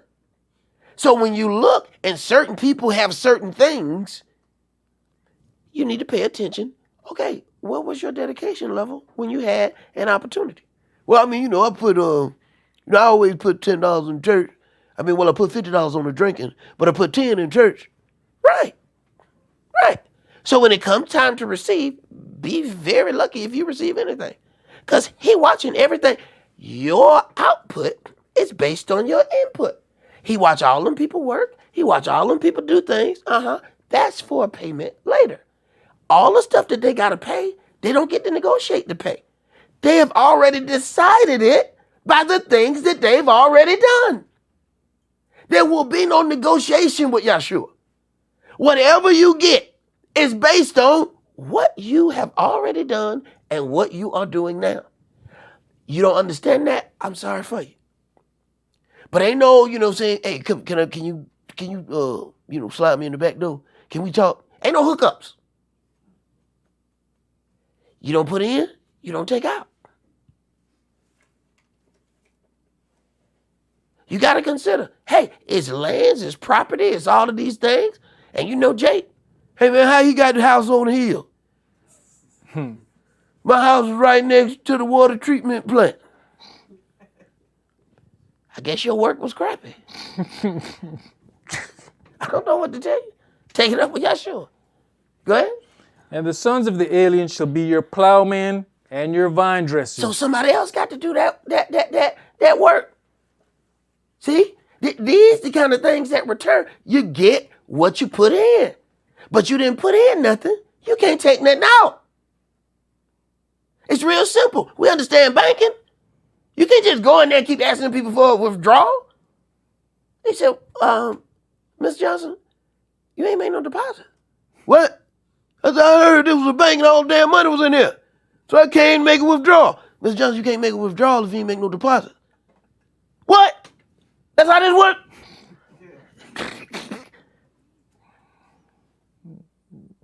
Oh yeah. Yahweh works the same way. What kind of, and your best work is obedience. What kind of work you put in? Okay. Well, then it's time to receive. You plant in one season, it grows in another. Go ahead. But you shall be named the priest of Yahweh. Men shall call you the ministers of our Elohim. You shall eat the riches of the Gentiles, and in their glory shall you boast yourselves. Right. The same ones where you had to have shame, now you're going to get glory out of them same ones. That's the effects of when Yahshua blows that trumpet of Jubilee and everybody gets to go home. No, it's a whole lot more than just going home. Go ahead. For your shame you shall have double, and for confusion they shall rejoice in their portion. For your shame, for what you have suffered already. There's no negotiation. Okay? The payment has already been set, and the payment has been set by previous deeds. Your payment has been already negotiated based on what you have put in. Ain't no more negotiation. The time to take a plea deal is before the trial. After the trial is over and they found you guilty, you know what? Never mind, I'll take the plea. Nah, brother, I don't think you understand. The plea gone. You had a window to take the plea. The plea is gone. That's not an option. They just sentenced you, 25 to life. It's time to go. Go ahead. Therefore in their land they shall possess the double. Everlasting joy shall be unto them. For I, Yahweh, love judgment. I hate robbery for burnt offering. I love judgment. This is why they constantly run from this God. He loves judgment.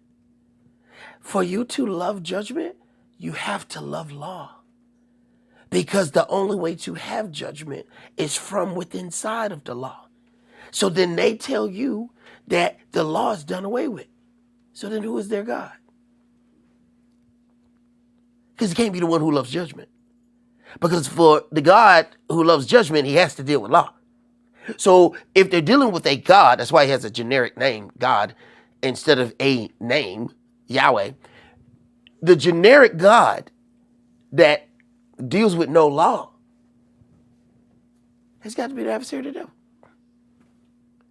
That's why, I thought it was very harsh when in the beginning of my teachings of learning and my elders said, if your God named God, you worship the devil. I was like, oh my God, that is so harsh. Elder, why would you say that? And then I was like,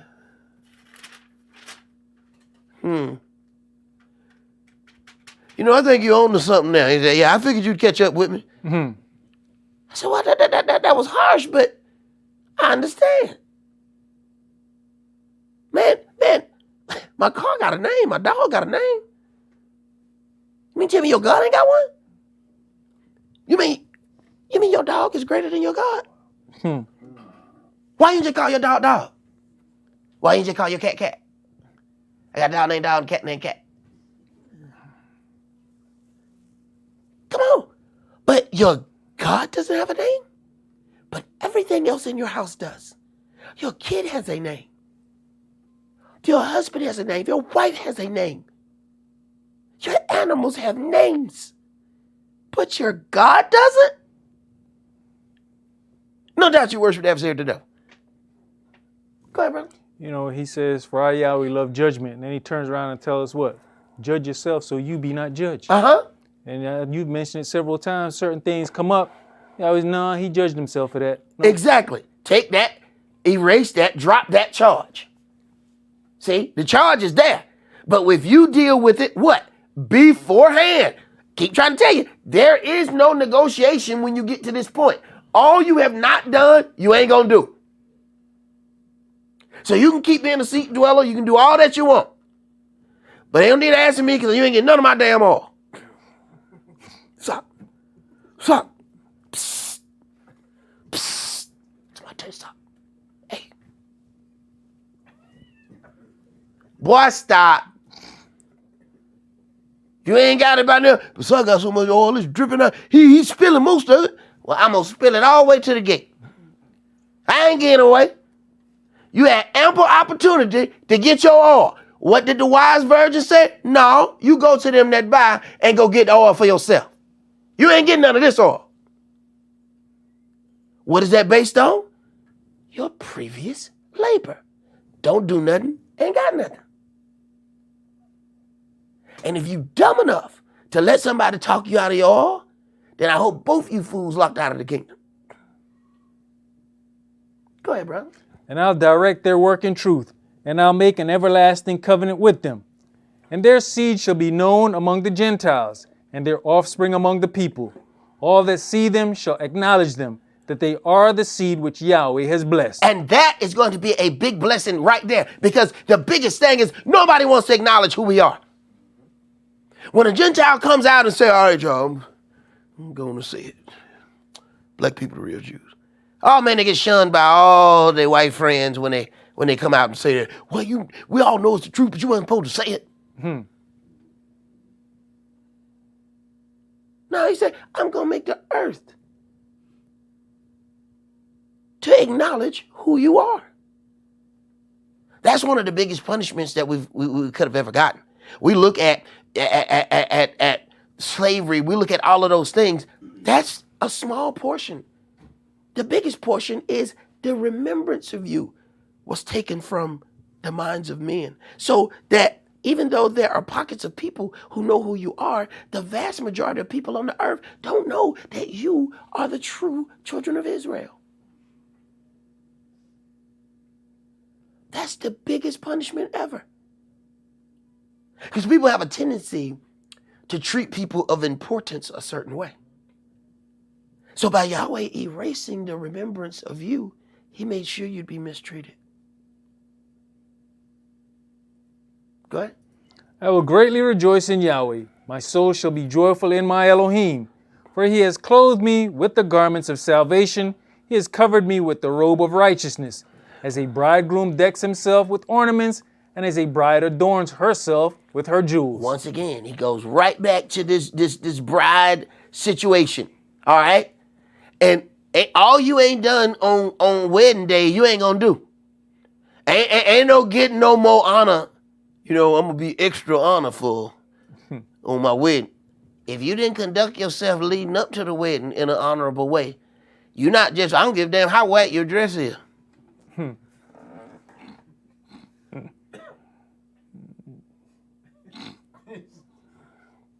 I put some neon lights inside the dress. Them lights gonna set you on fire. I don't give a damn. That's not gonna change that. If you ain't done it before now, you're not gonna do it. Go ahead, bro.